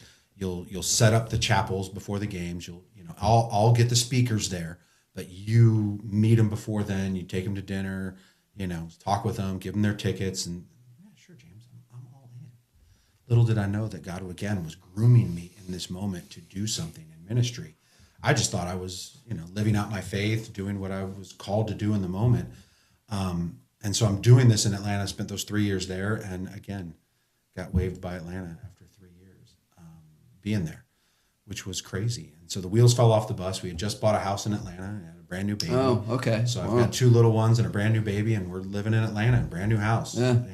We're stuck there, and it's like, okay, well, what do we do? Do we go back to Jacksonville? Oh, our life is now here. And so we begin to live in Atlanta and just kind of settle in and start doing life there. The crazy thing is all this time in the NFL, even when I was here, as you get older in the NFL, people start asking that question. Like, what are you going to do when you're done? Tim, what are you going to do when you're done? When football's over, what are you going to do? And a lot of guys are like, man, I own a nail salon. I've got some Dunkin' Donuts I opened up. I got this or I've got that. I'm going to get into real estate or I'm going to do that. And when the answer came to me, the answer was like, I don't know. I know God will open that door when I get to it. I'm not sure. All I know is that I love where I am right now. And I'm going to live this moment fully right now. But even then, I heard God whispering this, go to seminary. Mm-hmm. Go to seminary. And I kept ignoring it. I was like, no, I'm not going to seminary. I'm not smart enough. I'm not good enough. I'm not going to seminary, period. I'm not doing it. And so football has ended. We're stuck in Atlanta. We're raising 3 children. That first football season out is a massive transition, right? You go from being at the top of the game where everything is happening, and now all of a sudden you're no longer a part of it, right? NFL just started last week, or this past weekend, and the buzz in the country, people love football, as they should. It's a great sport. I mean, it's America's sport. It's our game. I think it's surpassed baseball as America's pastime. And I remember that first week I was out, I didn't want to be anywhere near TV because my biggest fear is I'm going to be near a TV and I'm going to have to watch these guys play this game that I loved playing. Yeah. It'd be too hard. And so I told Rebecca, I said, hey, look, let's go to Disney World. We'll go to Disney World. There's no TVs in Disney World. Like nobody's gonna do anything in Disney World, and it's gonna be great. Like we'll be able to just get away opening weekend. I don't have to hear the hubbubaloo. We don't have to be around people at church. We don't have to do anything. Can I ask you? So, do you get bothered by people that don't really know you that ask you, "What are you doing now?" That didn't bother you at all when you were just out of football. That first year, it didn't bother me, but I didn't have an answer. Okay. I didn't know what God was doing with me. Right. And I had played well and I had saved my money well. And it was like, okay, God, but when you're going to open that door, we'll figure that out. You're going to. So it wasn't like there were just every time you turn around saying, what are you doing, Joe? What are you doing, Joe? What are you doing, Joe? I would be like, forget it. Come on. I've got other things. It's hard because like I remember we're living in Atlanta and this is fast forward from that opening weekend. But I got to tell that story before I go into this next one because we go to Disney World. And I thought to myself, we woke up Sunday morning and we're going to the parks. And here I am with my 2 6-year-old children and my brand new baby. She's 5 months old at the time. And all I'm thinking is man, I'm going to have to hear. And there'll be guys sitting on their phones waiting for rides. There'll be guys wearing jerseys. There'll be guys doing this. Mm-hmm. I'm going to have to hear the NFL. And I came here to avoid the NFL. So there's my stomach is in knots going to the park.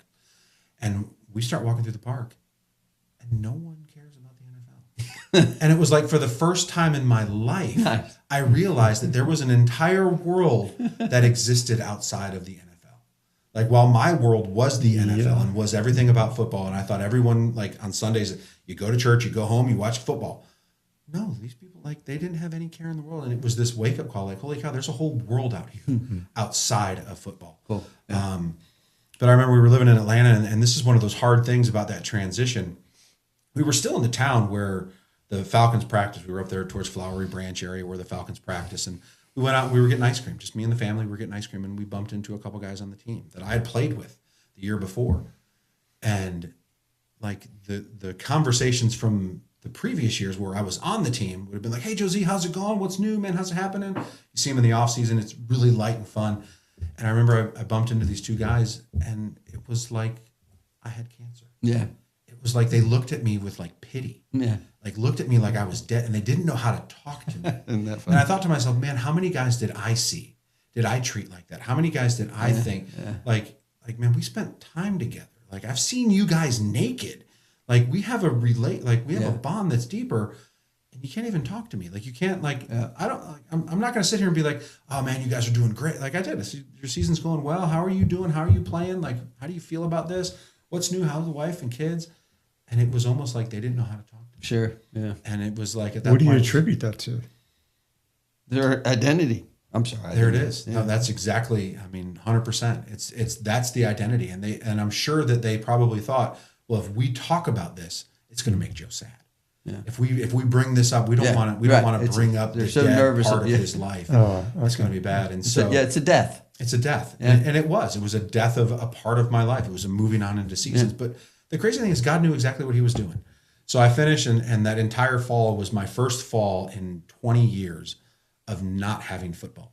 5 years of college, 13 years in the NFL, high school, not having football run my life. And so we got to take trips. We went to apple orchards. We got to spend time. I remember my dad came down, my father-in-law came down into town, and we just got to spend time with each other. I wasn't running off to games. I wasn't heading off to practice. It wasn't the stress of, hey, we got to play the Eagles this week. No, it was just getting to be with them. Yeah. And I didn't know what a gift What that a blessing. was. Because in December, like it took the family back to Disney. We go back to Disney for Mickey's Very Merry Christmas parade, right? We're going back to Disney. And so we go, new baby, a little bit older now. It's December 7th. And so we go to the party the night before, the Disney party, right? It's late night, late kids up late. And we have a ton of fun. Well, the next morning, the baby didn't realize that it was morning. And so she wakes up. Well, everybody else is asleep in the room. I grab Abby at the time and I take her out. And it's like, all right, well, let's go to the cafeteria. We'll go to the dining hall at this Disney resort we're staying in. And I'll feed you, Abby. We'll just spend some time together. I know you're awake and this kind of stuff. So I got the baby, I got a diaper bag, I got food, I got formula, I got everything. And I'm stumbling into the dining hall to the restaurant there, and my phone rings in my pocket. It's probably 7:30 in the morning on a Sunday or whatever day it was. And I'm trying to get to my phone. I'm holding the baby. I've got all this stuff. I can't get to it. And so I finally go, we get her sat down. I put her in her chair. I'm getting ready to feed her. And I pull out my phone. It's a call from my mom. And I look at it. It's like, Mom, call me. She knows we're at Disney. Why would she call me? So I listen to the voicemail. And she leaves this voicemail on my phone to tell me my father had passed away in his sleep. Wow. And so here I am at the happiest place on earth. And I have tears streaming down my face. Like I am just a hot mess. There's these families getting ready for the most joyous time in their life. And I'm trying to figure out, what in the world do I do? My father just passed away in Ohio. I'm in Orlando with my family. We have 2 more days at Disney. What do we do? Is it sudden?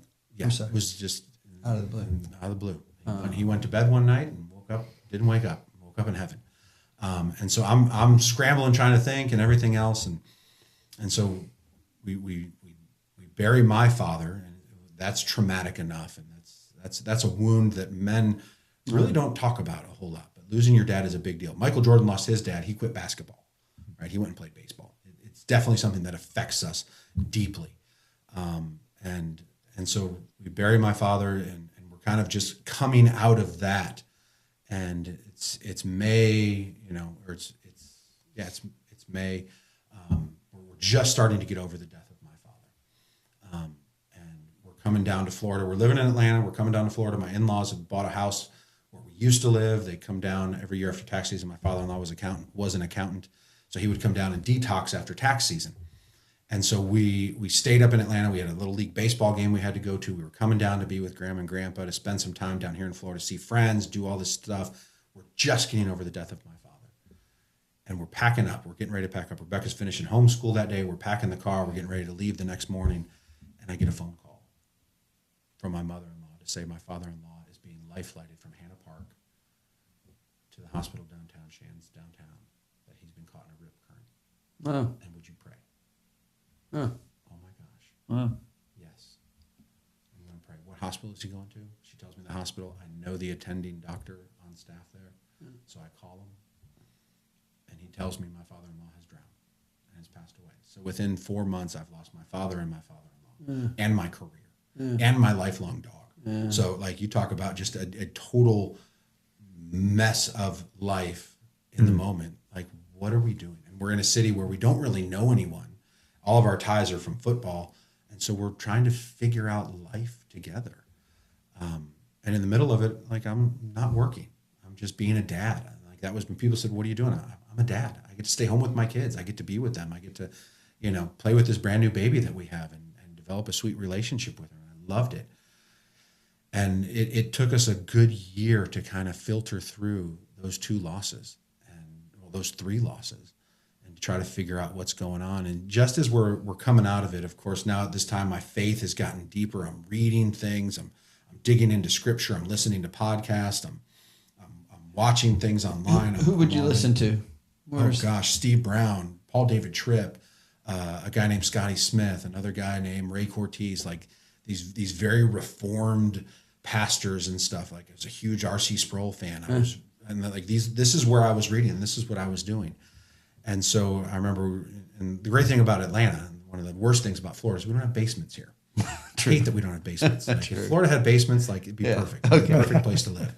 But we don't have basements. So and the basement in Georgia for me was kind of my sanctuary. Like, it was set up. It was my man cave. And so I remember I was sitting down there one night and I'm reading stuff and I'm running down rabbit holes on the internet. And I'm studying scripture and and at this point in time, I'm discipling guys. I'm beginning to go through discipleship guys. I'm discipling men, just ad hoc, just one-on-one, just me meeting a guy in church, be like, hey man, let's go get breakfast. Let's go get lunch.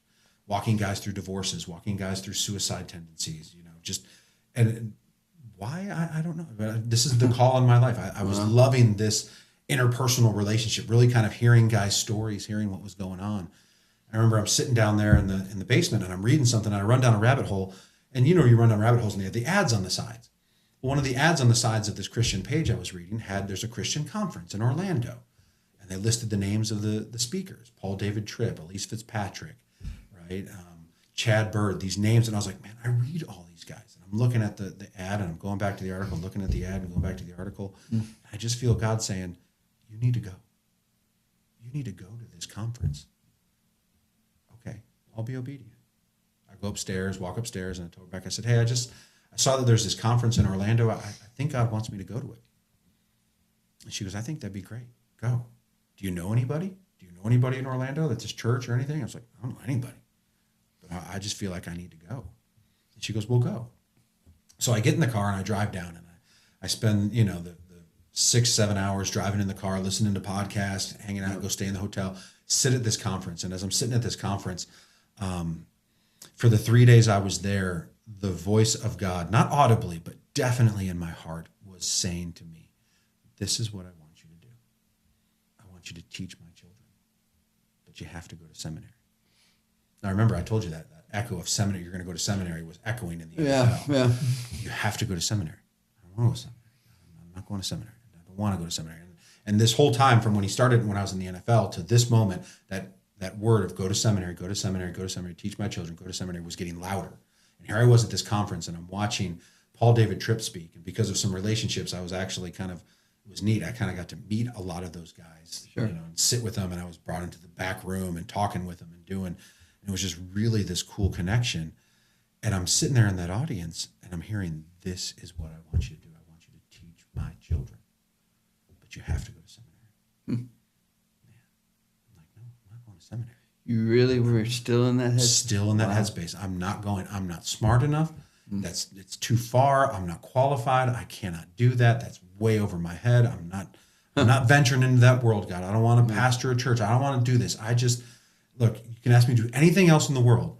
I'm not doing this. Really? Oh, gosh. Oh, yeah. Interesting. Like all in. Like putting my foot in the ground, my true Jonah moment. Like, I am not going to Nineveh. You just seem like be natural. I'm sorry, brother. It's like so I'm driving all home. this work and all this. So yeah, it's all, I'm telling, like, you're getting the back end of the story here. So I'm driving home after the conference ends. I'm driving back from Orlando to Atlanta. I'm in the car, and I can actually picture it. There's that little stretch of land between the Georgia-Florida line and like Valdosta, right, where there's really nothing on 75. And I'm driving, and it's loud at this point. Go to seminary, teach my children. Go to seminary, teach my children. And so God and I are having an argument at this point. I'm not going. I will not go. I'm not going. Go to seminary, teach my children. And so I was like, fine, I'm going to call your bluff. I will go to seminary, God, if you pay for it. That was my exact words. Like, God, you got to pay for it. I'm not paying for seminary. If you want me to go, you got to figure out how to pay for this. Literally, those words come, I say them audibly out loud. They come out of my mouth. My phone rings. Do not bring us there. Pick up my phone. It's ringing. Hold on. Pick up my phone. It's Brad Meester. Everybody knows Brad Meester, center for the Jags. Dear friend of mine. Pick it up. Hey, Beast, what's going on? What are you doing? I'm coming back from Orlando. Man, that's awesome. What were you doing? I was at a conference. And how'd that go? What are you doing, Brad? I'm driving to Wyotech. You're doing what? I'm driving to Orlando or to Daytona. I'm in motorcycle repair. I'm learning how to be a motorcycle mechanic. I want to build motorcycles back in Iowa because Brad's career had just ended. He just finished his amazing career here in Jacksonville. And I said, so wait, you're going to motorcycle school? He goes, yeah. And the union's paying for it, Joe. What? Brad, what do you mean the union's paying for you to go to motorcycle school? Joe, the union pays for us to go back to school. Like there's scholarships. The NFL wants us to continue our education or finish our education if we didn't finish it, if guys left early. And the union set up this cool thing called a trust. And Brad he's on the phone, doesn't look at me, but I could imagine him looking at me. Right. And he goes, Joe, you were an NFL rep for us for 5 years. You taught me about this. And I said, Brad, okay, like I understand that, but great. Tell me about it like I'm a 5-year-old. Like I've never heard about this before. That's because great. For some reason, I don't remember. It was as if scales were on my eyes and I couldn't see. That's awesome. And so Brad begins to tell me, he says, the NFL union set up this trust with all this extra money the NFL makes, the union has, that we set it up that they, basically pay for you to go back to school. A certain amount each year, they'll pay for everything. And I said, Brad, do you think they'd pay for seminary? He goes, man, I don't see why they wouldn't. They're paying for motorcycle repair school. like they maybe, like you could try it. And he goes, and the cool thing is Joe, the guy who was our player programs director here in Jacksonville, Bahati Van Pelt, is the head of the trust for the union now. Yeah. Give him a call. Wow. Is the number the same, Brad? Yeah. He goes, yeah, the number's exactly the same. I talked to him last week. His number's the same. Just give him a call. Get off the phone with me and just give him a call. I love this. That's good. So I hang up with Brad. I immediately call Van. Van picks up the phone. Josie, been waiting for you to call. You're still driving, right? Still driving. Josie, been waiting for you to call. That's too funny. Why have you been waiting for me to call, Van? I've been waiting for you to call and tell me you want to go to seminary. Oh, stop it. Swear. I said, are you serious? And he goes, yeah. That's good stuff. I stuff. said, so explain to me again this whole process. And he explains to me the stuff. process of the trust and everything and what I have to do. And that's good and stuff. So I began this. And again, I wasn't doing it like I am going to go pastor a church. It was just go teach my children. And that's really all I really wanted to do was to learn enough to be able to go teach the gospel to men and to women and to children and to the old, the young. I wanted to do it all. And so I started this journey of going to seminary. And as I'm going through seminary, some really sweet friends here in Jacksonville run a ministry called Coach's Honor. And they were always on me, even when I was playing here, like, hey, we want you to come back. We want you to do Bible studies with us. We want you to work here. We want you to be here. We think you'd be great at this, yada, yada, yada. And I'm like, look, guys, I'm not so sure that full-time ministry is where I'm supposed to be. I know I'm in seminary. I've heard this, but I think maybe it's supposed to be here in Atlanta. I don't think full-time ministry is really my world. Was that Wink? Wink and Raina, yeah. Okay, yeah. And so I kind of sat back and was just kind of like, no, I'm not stepping into that world right away. And they're like, well, hey, will you do us a favor? Will you go through Sonship? Now, Sonship's an intensive discipleship program It's run by an organization called Surge out of Philadelphia. They send missionaries all over the world, but they intentionally disciple you. It's a year-long discipleship. You go through sonship. I said, yeah, I'll go through sonship. Like, it's not a big deal. And they said, and then when you're done with sonship, like, let's talk about this. So I go through sonship in seminary, going through sonship. And when I finish that, I figure, okay, well, this is what I want to do. I want to disciple men. I want to sit in this discipleship world. And the people at sonship asked me to come and be a part of their disciple or training program to learn how to walk guys through discipling. And I was like, this is awesome. It's the first time they've ever done it. And I was like, yeah, I'll be a part of this cohort. Like, this could be something really cool. And so I go through that, and I'm still in seminary, and Lincoln Rayner are still like, hey, you should come down and be a part of this. But I don't know where God's taken me yet. I'm just kind of floating around. And so I finished the sonship and finished the discipler training, and I was like, oh, look, I'm going to be a discipler. Like, that's all I want to do is disciple. That's what God has called me to do. I'm going to disciple. And it was, no, no, you're not. Sonship never materialized into anything. I just got to do it and learn how to do it. Again, God training me for something special. And Lincoln Rayner were like, we just want you to come down and do Bible studies. Just lead men, teach the gospel, be in the muck and the mire with them, do life, and just share the good news of grace with guys. And I said, you know what? Okay, I'll come. Now, for me to come would have been really easy. But for me to bring my wife, who lost her father here, was really hard. Because every place in Jacksonville had a memory of her dad. And so while I was ready to come back to Jacksonville to join Coach's Honor and start ministry, Rebecca wasn't ready. It took another 2 years for Rebecca to get ready, for God to work in her heart to be ready to come back to Jacksonville. And so we 7 years ago now, 8 years ago now, we picked up and we moved back from Atlanta to Jacksonville and settled in. And I started doing these Bible studies all around town, and that's how I met this guy. Yeah, Bible study at the YMCA. I took over for a guy named Jake Kimball, took over for this Bible study. And it was just another great guy. Yeah, another fabulous guy. And it was just, again, one of those things where I didn't realize what this was going to turn into and what God was really leading me to. Because here I was doing a Bible study with a bunch of guys from Ponte Vedra Presbyterian Church, and I didn't know you were Presbyterians. I didn't know that's where this all started from. It was a small group from there that branched off and became this Coach's Honor Bible study. That didn't happen, so I'm leading this little Coach's Honor Bible study with all guys from PVPC, and COVID happens. And so we get kicked out of the Y. And the guys are like, well, let's just go do it at the church. Okay, well, let's go do it at the church. Are you sure that's cool with the pastor? Yeah, it's really cool with the pastor. Come do it at the church. Developing deep relationships with these guys, learning. Tim at this point in time has moved on. He's got a job. He can't come as often as he was wanting to come. And no shame, no shame. It's part of life. And so we moved back, and we're doing it in the church, and COVID's going on, and we're doing it in the colonnade, and then eventually we moved into the Pastor Jack room, and all of a sudden it started growing. It started happening. And eventually these guys in this Bible study started trying to corner me in the parking lot.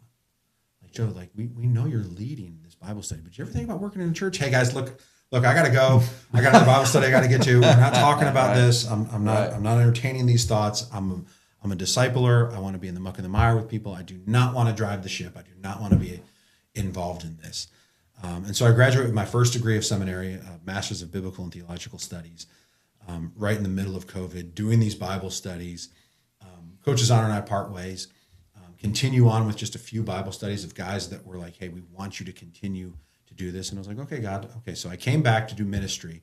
That fell apart. But I'm still here. We're here. And I have these relationships with these guys, so I'm just going to continue to be faithful and continue to do Bible studies just on my own, just like you've called me to do, and continue to do this Bible study with these guys. And they're always cornered, like, man, would you ever think about this? Would you ever want it? Like, guys, we're not taught. I don't want to work in a church. Like, church world is not for me. And so I started my second degree, my second master's degree. I started my Master's of Divinity. I felt God kind of saying, you're not done with seminary yet. And again, he's starting to say that again. I'm not done. I'll go back and get my doctorate eventually. But you're not done. And so I start my Master's of Divinity. So I'm working my way through that, still leading these few little Bible studies around town, starting to, my kids are getting bigger, starting to coach, starting to do things with them.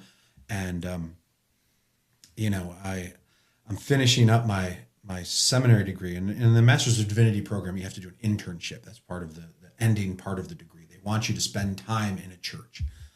And we were attending a church over off Beach Boulevard called Emmaus.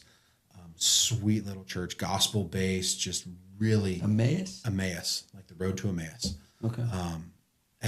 was beginning to get really close with the pastor there. Like we were becoming really close friends. And so I asked him, I said, hey, look, Coach's Honors, I'm leaving Coach's Honor. I've got to do an internship. Can I do an internship here? He goes, absolutely. Let's do an internship. And I was like, okay, the school wants me to do 3 months. He goes, well, we don't do 3 months. We'll do 6 months. I said, okay, fine, fabulous. I'll work at the church 6 months, intern with you guys for 6 months. Well, that 6 months turned into 18 months. And while I was there, I saw how the church is supposed to live. I saw men and women living for each other, men and women who cared about the gospel, who wanted to build the kingdom of God here in Jacksonville and all over the world through the way they give and the way they serve. I saw how the church should have functioned, right? That functioned outside of what a lot of people see as the church. And I was seeing firsthand, men who were devoted to the gospel. And it was beautiful. And it was the first time I remember he and I went to lunch over those 18 months. We would go to lunch twice a week, just he and I, and just talk, just share life, talk, discipleship, doing life together. And I remember I left one of the lunches and I called Rebecca and I said, Rebecca, I think I want to pastor a church. I think I want to do this. And she goes, I think you'd be good at it. I think you'd be really good. And I said, okay. So just continue to serve there, do this. And at this point, the guys at PV are starting to get a little bit louder. Like, hey, we think you'd be a really good fit here. We think you'd be a really good thing. And so started having some conversations with guys at PV. They were taking me to breakfast with elders. I didn't know were elders at the time. Right. Like these mock interviews. Like, Right. tell me what you think about the church and how about this? And I would just kind of paint this picture of, man, the church is a family and we've got to be this and we've got to be connected and we want to be interpersonal. We want to kind of move away from this isolation world that we live in of Facebook and Instagram and apps and media. Like we want this, it's supposed to be face to face, belly to belly. That's what Jesus did. That's what we need. And these guys' faces were lighting up. And all of a sudden they said, hey, would you come on staff? Would you be a part of this? And I was like, okay, God, I don't know what you're doing with me, but sure. I don't know if I'm supposed to be Presbyterian or not to be Presbyterian, but like we'll come. And so, it's crazy to watch the arc of my story kind of up and down to bring me to where I am today in this time, in this place, still doing the same things that I'm doing, discipling guys, leading them, developing team and family atmosphere with people. Yeah. The problems of being a man don't vanish because you're in the NFL. They're still there. And, the scary thing is that for a lot of guys, it truly does become your full identity. It's everything that you are. And listen, I know that, and we talked a little bit about it before, like it's part of my story, but it's not who I am. Sure. And I've always said, it's not who I am, it's what I did. Mm-hmm. That isn't who I am. That's what I did. Don't look at me at that. And I remember even early on, because the minute you kind of drop it, and now being in ministry, the minute I tell people I'm in ministry, it's comical because now all of a sudden they become really pious, right? You go out to dinner with a guy, he's dropping some language, he's drinking a beer. Well, what do you do, Joe? Well, I work at a church. Oh, well, bless me, Father, for I have sinned. It's like, no, just stop. Like we're all sinners. We're all a mess. We're all this. And in the NFL world, like the minute you told someone you played in the NFL, their whole attitude towards you would change. So I remember being at places where there was a couples study or going to places where they'd ask you to go around the room and like, okay, introduce yourself. Well, I'm Tim, I work in marketing, and I would say, I'm Joe, I work in entertainment. Well, what does that mean, Joe? Okay, well, all right, well, I play for the Falcons. Oh, you play for the Falcons? Do you know Matt Ryan? Oh, do you know Jimmy Smith? Do you know so-and-so? Do you know Trevor Lawrence? Like, guys, it's just a job. Like, it's just what I did. It's not who I am. Like, just relax. And listen, I know it's exciting for people. It's opened doors for me. It's provided me a platform to be able to share from and really kind of connect with people on a deeper level. Because I believe God's brought that into my life for me to use for his glory. And I kind of knew that when I was playing. That's why I was out doing all those community things. Like, this isn't for me. This is for everyone else. I just get to do this. And I want you to come along for the ride. The ability for you to see yourself, sort of vision that man, like post NFL, probably is a big reason why you're moving successfully through. I don't know if I'm moving successfully. You seem to be pretty content. I'm pretty content where I am. I believe I am exactly where God wants me to be in this moment, and that's because I've been slow and I've not gotten out in front ahead of God. It seems like every time I try to get out and I make a plan, God's like, no, you ain't doing that. You're going this way. And so I've learned just to be patient with God and to not rush transformation, to not rush what he's doing in my life, whether that's relationships or people or jobs or places or just even who I am.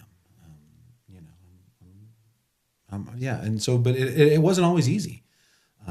Coming out of that world, even though I fought against it for 13 years to not let it become part of my identity, it has. Mm-hmm. And I've had to, over the last, this is the first year I've been out longer than I was in. This is my 14th year out, I think. That's what Rebecca tells me. She keeps track of the stats. But it's one of those things where I'm just coming to that place in my life where it's okay that that's just part of my life, and like I'm at a really good place with it, where it's not who I am anymore. And people who try to place that shadow back upon me, I get very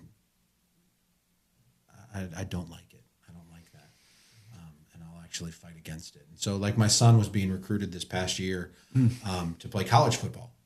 That was one of the things. And I was like, well, Ben, you can use my name. You can use what I did. Like, make sure these coaches know and understand that your dad played in the NFL. Like, use that. Well, when these coaches would call, they wouldn't want to talk to Ben. They'd want to talk to me. Interesting. And it was like, no. You're here to talk to my son. You're not here to talk to me. You're here to talk to my son. He's the one now. It's his time. My time's over. He's just like me. And so, and I've tried to instill that in him as he's doing his football career at Gardner Webb. I'm instilling that in him. Like, this isn't who you are. This is just what you do. You are Ben Zelenka, very first and foremost. And I remember my dad telling me those exact same things. Like, you're Joe Zelenka before you're ever an NFL. You're my son before you're an NFL football player. And those kind of things stick with you.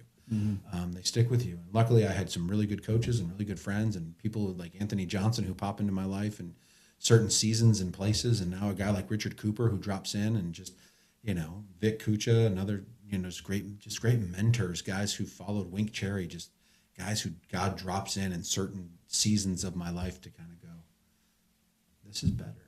And this is where you need Kyle Brady, Jim Caldwell. Like, so you stay in touch with Kyle? Not as much as we used to, but we'll bump into each other every so often here and there. We've got kids around the same age, and that's what's kind of fun now, that all of our kids are the same age. Like, I coached the last 3 seasons at Providence High School here in Jacksonville with Maurice Williams, because we have sons the same age. So that was so much fun, because Maurice and I are like, we're brothers. We're brothers in Christ. We were brothers in the locker room. We had this really sweet, and like, even now, I talked to him twice today, because he's coaching, he's going through stuff. Like, Joe, talk to me, help me understand. And just talking, we're praying for you, and he's praying for me, and we care about each other. And it's really moved beyond. And the cool thing is like, relationships like that with Mo and with Kyle and Brad and guys that I play with, Chris Hansen, other names that came up. We can get along. We can, me and you guys, we can talk to each other. But there's something deeper, because Mo and I experienced something together. And unless you experience that, like, you guys have a connection because of what you're going through right now with what the doctors have said. Like, it's connected you on a deeper level. Sure. Then even, like, and no matter how much I try, I can't experience that, and I will never know that unless I get that same call. But it's connected you to. And I think we need to find men in our life that we have that connection with, and we need to take our masks off. Yeah. We live in a world where we are isolated, and we are encouraged to be isolated. And if you think about it, all of our heroes are men of isolation, right? Superman. No. He does everything all by himself. Batman does everything all by himself. Like, superhero, Josie Wales, Outlaws, right? Everybody's doing things. Han Solo, the swashbuckler, does things by himself, doesn't need anybody. James Bond, all he needs is Q to give him the fun gadgets, but then he's off doing his things by himself. And it's almost like the culture's conditioned us to think that we need to live life isolated. That if you're isolated, you're actually a better man. But Jesus comes and he tells us a completely different story. That isolation isn't how we're supposed to live. That we're supposed to live in community. We're supposed to live in fellowship. We're supposed to live in this idea of withness with Christ. And Mark writes in his gospel, when Jesus calls the 12, he calls them, and Mark says this, and it's a little throwaway line that you can just run right past. He calls the 12 to be with him, and then for him to send out. And that little phrase of be with him, that doing life with Jesus, that being together, that fellowship, that koinonia, that rooted togetherness outside of cell phones, outside of fantasy football, where we really can kind of get to know one another. I think men are craving that. Men long for that. And I think that's why we love sports like football, because it's the ultimate team sport. Like, it's not 1 against 11. It's 11 against 11. You have 11 brothers who you go and do battle with. And I think that's why we are so infatuated with the game, because everybody's got different roles and different jobs, and we're all working together to move 1 yard further down the field. And I think men long for that in their lives. I think they long for brothers that they can call in the middle of the night, those 3 a.m. brothers. Hey, man, I can't sleep. I'm being tormented by demons. This is just coming upon me. Will you pray with me? Will you be with me? Will you walk with me? I've got an appointment tomorrow with a doctor. Or I've got to go bury my father. I remember one of the sweetest gifts that I got when my dad died was seeing guys show up at a funeral. And I didn't realize how special that was. I didn't realize what that meant. But here's men guys that I did life with, that I played football with, that I knew from churches in town, that took time out of their schedule to fly and be there for me in that moment. And it was like, man, that's deep, that's real, that's what we want as men. And and I'll tell this story, and I know I've told it before, Tim, you might have heard this, I don't know. But when my father died, like I told you guys, it was really sudden. It was not expected at all. And I'm the oldest son. And so go back home and doing all the funeral arrangements for my dad, you got to come up with pallbearers, right? Guys to carry the casket. Now, my dad lived to be 67 years old, right? He lived a very full life, was a salesman up in Ohio, knew people, was a pillar in the community, was in his church, had friends. Like, everybody knew Big Bob. Like, they loved him. But as I sat there, tried to figure out 6 men to carry the casket, I could come up with one name. And it struck me. My dad didn't have any friends. My dad had associates. He had people in his life, but he didn't have brothers carrying him through life. Sure. And it hit me. I remember sitting on my mom's couch making these phone calls, that the men who carry us in life should be the exact same ones who carry us in death. Like, it should be really easy for my kids to be able to go, I need 6 guys to carry. I've got 20 guys to carry Dad's casket.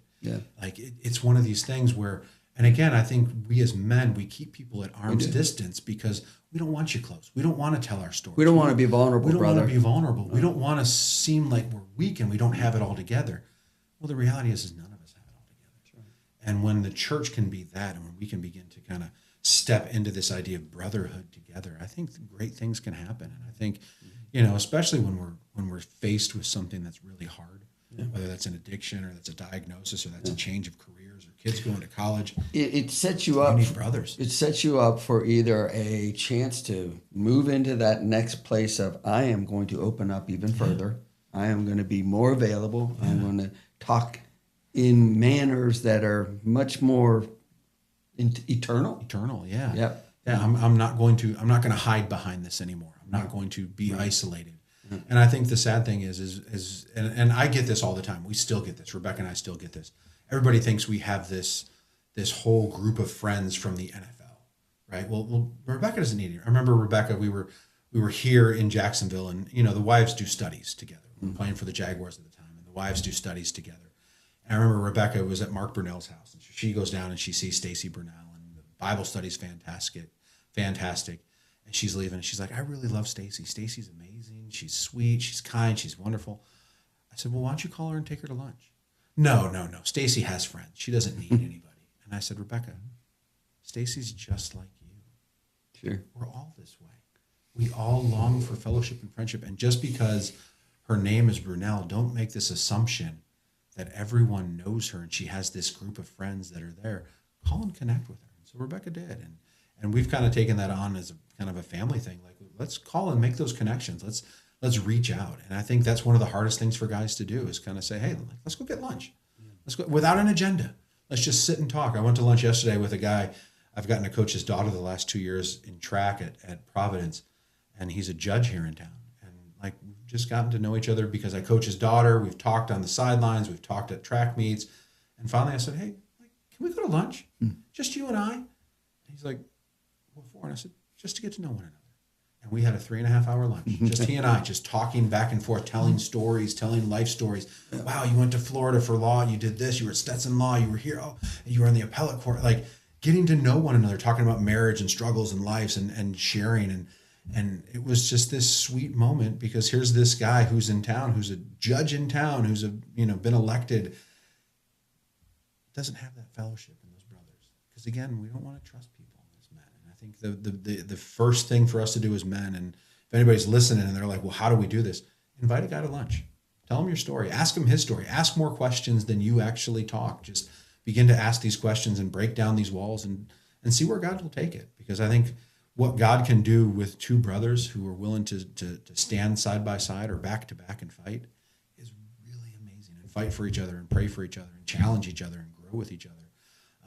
My story's littered with those. You heard those, Brad Meester, Kyle Brady, Maurice Williams. Like it's littered with those stories all out. And I think men need that. We need brothers like you two who are willing to say, hey, let's do this together. What does a podcast look like? I'm sure when you guys started this, you didn't know what this was going to look like. And like, where's this going to go? Who cares where it's going to go? We're going to get to do life with each other. And I think that's the coolest thing to be here and to watch you two sit here and just to see your relationship because it's something beautiful. And I think we need more men who are willing to say, hey, I want to get to know you and I want you to get to know me. Yeah. I'm going to take off the mask. I'm going to set aside my 401k and my bank account. I'm going to put that all aside. And we're just going to get to know one another. And I'm going to get vulnerable. And I'm willing to get vulnerable with you. And that takes time. That takes time. It takes intentional time and effort to do that. And it starts slow. But once you get to the good stuff, man, those relationships never end. And I think healing is in this, I do. I think healing's in it. I think, obviously there's love in it. I mean, a real authentic kind of love in it. And, we are just like open and seeing this happen, hearing stories from other men that are about the gut, the intuitive heart, the spirit, and saying, this is what I moved through and this is what I experienced. Yeah. It's like, oh my gosh, of course.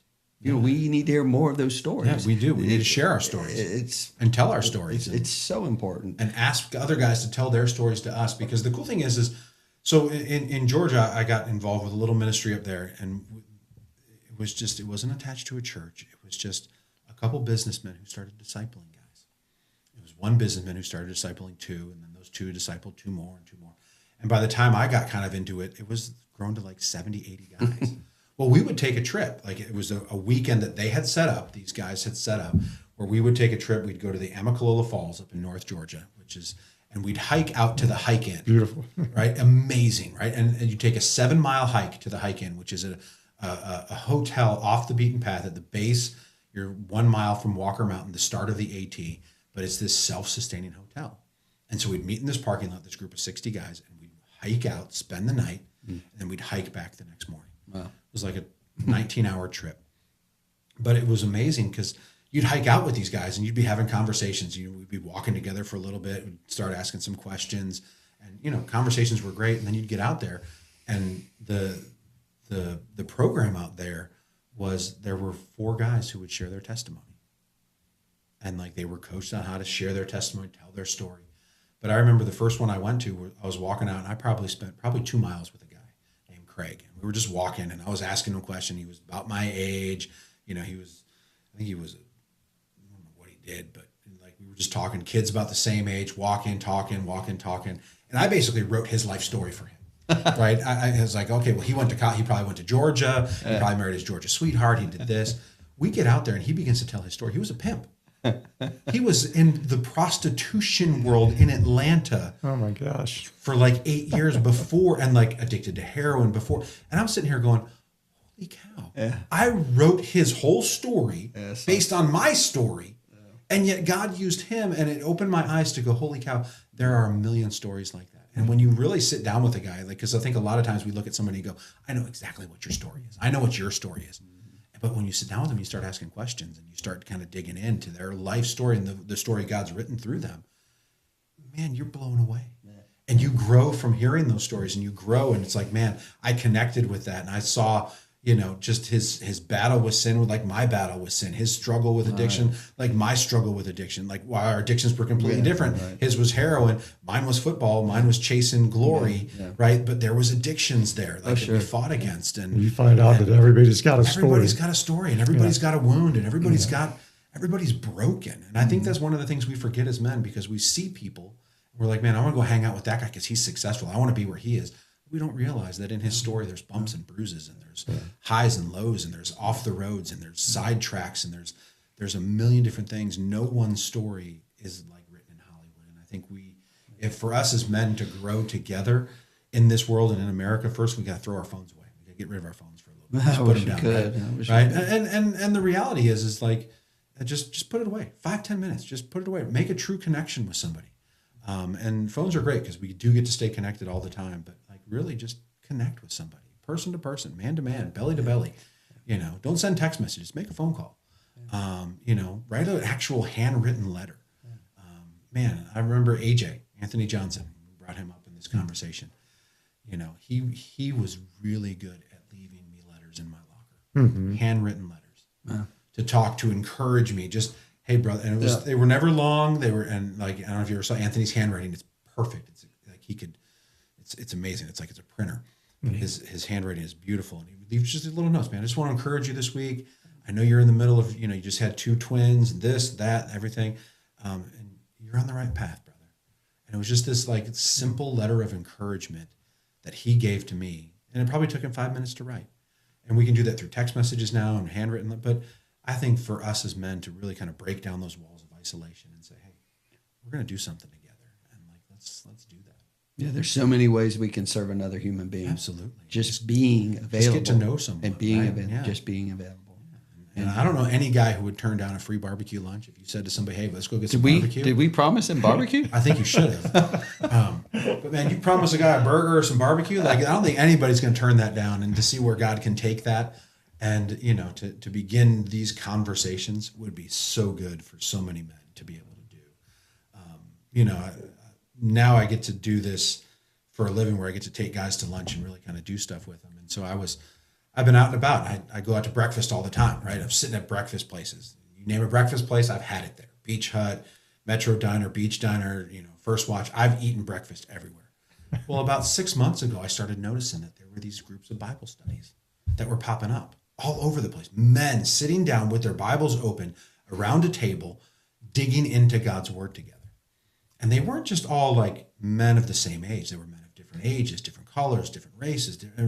It was really beautiful to watch. And I kept seeing them. It was like everywhere I went, I saw these Bible studies. And so finally, after about 2 weeks of seeing them every day, I stopped one of them. I was like, hey, look, I've seen you guys here before. What are you doing? Like, hey, we're part of 1122. We're doing a Bible study, a men's Bible study. We meet here on Tuesdays and Thursdays. We go through this. And I was like, that's awesome. And so I know Joby. Joby and I coached together at Providence. So I called Joby and I was like, hey, Jobs, what's the deal, man? What's the secret sauce? You got guys out doing Bible studies. Like, what did you say? Like, send me the sermon notes. I want to crack the code with you. And he goes, in his country accent, and I can't do it. And he goes, buddy, we didn't do nothing. This is 7 years in the making. 7 years of us planting seeds. 7 years of us being faithful and teaching and preaching and sharing and opening and talking and encouraging these relationships. And he said, we're just starting to see the fruit. And that's an encouragement. Yeah. And while 7 years from now to have a Bible study that, you get together, we're starting with just 2 guys. And I remember that one we started, Tim. It was 4 of us, 5 of us. And now there's 38, 40 guys that show up on Tuesday mornings for a little Bible study. If all of them came that were on the email list, I don't think we'd fit in the room we're in. But it's just one of those things where it takes time. It's just intentional direction, intentional time together. And it takes time to build relationships for men. It's not going to happen overnight. I don't want to trick anybody to think that if I ask a guy to lunch, he's going to be my best friend. No, it takes time. It takes time, and especially in today's day and age with all of the demands we have on us from left to right to high to low, it takes time, but it takes intentionality. And sometimes it takes us taking that first step. Yeah. Well, I told Tim before we got together, I shared with him, this is for me just one of my most, I don't know if I want to say proud, but I was sharing. I've been sharing the podcast with my children. I've got 2 daughters, a 34-year-old and a 36-year-old. Okay. The 36-year-old finally saw the most recent one and texted back, and she was just so blown away by the words, by the testimony. Well, don't send her mine. No, don't send her mine. She Keep her will off see this all one. of No, this. keep her off this one. This will scare her away. Dude, no. She'll be like, no, Dad, what are you doing with that guy? Both my daughters are beautiful Christian women, and they have just. Women are better at relationships. Have you ever noticed that? They're just really so are. much better But at communicating. I got to tell you, dude, when you have a daughter respond to, what would be conversations like this, and you're as open and as authentic as you can be, and leading it with gospel, with Jesus testimony, with everything that Tim and I get to do here. Yeah. And there's a seed planted, or just even a share back that is like, that was really good. Yeah. It's like, all right, we're doing something right. And you guys are. You're doing something good. You're doing something right. I love that you're just following what God's laid on your heart to share this and to really bring encouragement, because, listen, it's something we do need. We do need to be reminded of these stories, and we do need, you guys have an amazing story together and individually too. And so it's all through Jesus, brother. I'm encouraged by what you guys are doing. It's Thank you, really good. So. Thank you, Joe. Really good. Got anything else to finish with here? We appreciate you coming. I appreciate you asking me to come. So we didn't actually open with a prayer, so if you don't mind closing us with a short prayer, yeah, would that be pray. cool? Absolutely. And then we'll finish up. Let's pray. Heavenly Father, we thank you for this day, and I thank you for the stories you've written in all of our lives. For all those folks listening, and for those of us that are in this room, Father, you have written a more beautiful story than we can imagine. Give us the patience, give us the courage to look back at the places where you were weaving our life story together.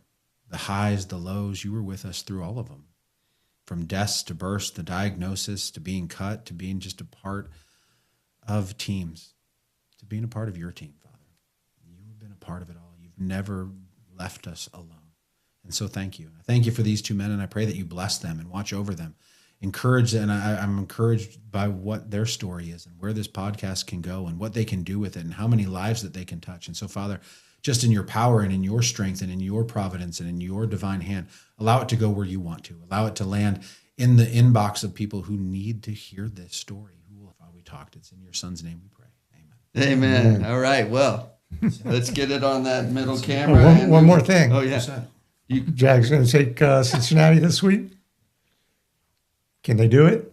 If Cincinnati played like they did last week, yes. But I don't think Joe Burrow is going to give us what he gave last week. I think it's going to be something different. Joe Burrow's good. And listen, don't get all excited. The Jags just beat the Panthers. I know. It's like I'm excited. excited. It was like the toilet bowl. Like they're gonna break our heart again. Listen, hold on. So listen. I wore the colors, right? I was in the jersey, so I know how. My daughter feels like she was out there on the field. I swear, she's behaving like this. Listen, this is the story of the Jaguars. They get us going, right? They get us going as fans, right? And it's like, oh man, they're going to do awesome. They're going to be great. They're going to be awesome. And then all of a sudden, somewhere in the middle of the season, somebody gets hurt. Something happens. It starts, and the snowball effect starts to happen, and then we're right back to where we were again. That is their story. And then about every 7 years, they put together that little run where they go deep in the playoffs. I don't think we're there yet. So, but yeah, I think I'm excited for this. Why did you let him in on this conversation? You can edit all this out. So. We might have to, Tim. No, I listen. I think they're in a good place. I like the management. I really do love the young team. There's a lot of excitement, and listen, I think kid is Travis Hunter. Travis Hunter has got a great heart. He's got an amazing heart. He's got a great story. Yeah. And what I love about him is just watching him on the sideline like a kid. play. He really was. He was like a 5-year-old out there jumping up and down, getting excited for every single play. Dude, you're on national TV and everyone's watching you. You're acting like a 5-year-old. Yeah, his first pass was 5 yards, and he gets up like he had caught a touchdown pass, and it was like, dude, you didn't do it. But I love that enthusiasm. And that's just who he is. And he's a happy kid. But that's who he's he came. But that's who his coach was. Like that's prime. Like that's Deion, and he taught him the right way to do it. And I think hopefully they'll have a great season and get us all excited. But there's some juggernauts in the AFC this year. Yes, there are. Like, come on. Like Buffalo right now. Oh, like that the was first a week. Buffalo. wild You've game. got Buffalo. You've got Kansas City. You've got Baltimore. Like you've got teams that are just. And you've got Pittsburgh coming out of nowhere, right? Like let's not count them out. And don't forget the AFC South is not an easy division to play in, right? Even though the Titans aren't the Titans anymore.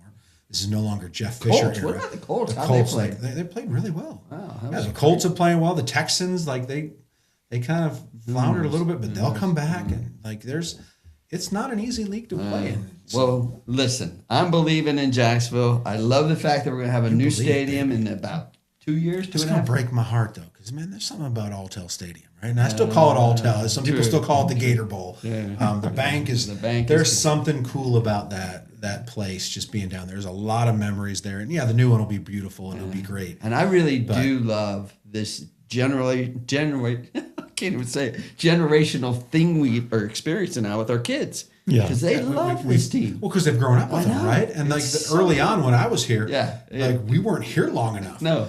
And so we didn't have these generational fans. We didn't have kids that grew up watching the Jaguars and knowing. And they don't care. It's cool. They just love this team. They love this team, and like we're becoming the Pittsburghs and the Clevelands and the Chicagos now because we've been around long enough. And it's neat. And we've been to stamped on and stepped on and pushed around. We are tired of that, brother. But that's kind of Jacksonville, right? Know, it's neat to see how the teams embody the attitude of the cities they're in, right? No, like Pittsburgh, hard-nosed football, down to earth. Buffalo, again, gritty, tough. Detroit for years in the gutter, but like now with Dan Campbell and coaching and just a really cool thing. And I think Jacksonville is, the Duuval thing, which whoever came up with that, brilliant. It's one of the players. Yeah, I wish I would have done it because that would have been a cool thing to do. Yeah. Like I think I was saying it back in the day. I think it was me. I don't know. You probably wasn't. were. I wasn't that cool. But we've kind of taken on that attitude of the city. Like this is a tough team. Like we play tough. Yeah. We've got some flash. We've got some excitement. Like it's really taken on. Now you're talking like I expected you might talk. Attitude. First I was like, is Joe just not going to give us anything? No, it's taken on. Like we're a military town. We're a blue collar town.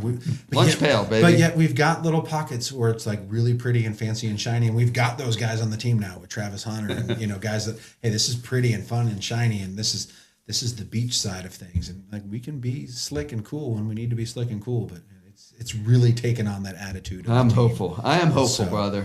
Go Jags. I think Shad's done okay, so we get to do this with him. I'm going to keep this one in Duuval. We get to do Duuval with him. Duuval? Yeah, we're going to do it. Yeah, we did it once, and everyone laughed at us. But we're going to do it. Yeah, we're going to count to three, and on three, we're going to do it. 1, 2, 3. Duuval! There you go. All right. Hey, this has been Not Strong. Let me get to this middle one right here. This has been Not Strong. Thank you for joining us. Empowering the human spirit. I'm Curtis. I'm Tim. And I'm Joe. And I'm sorry you listened to me this whole time. So. All right. See you guys next week.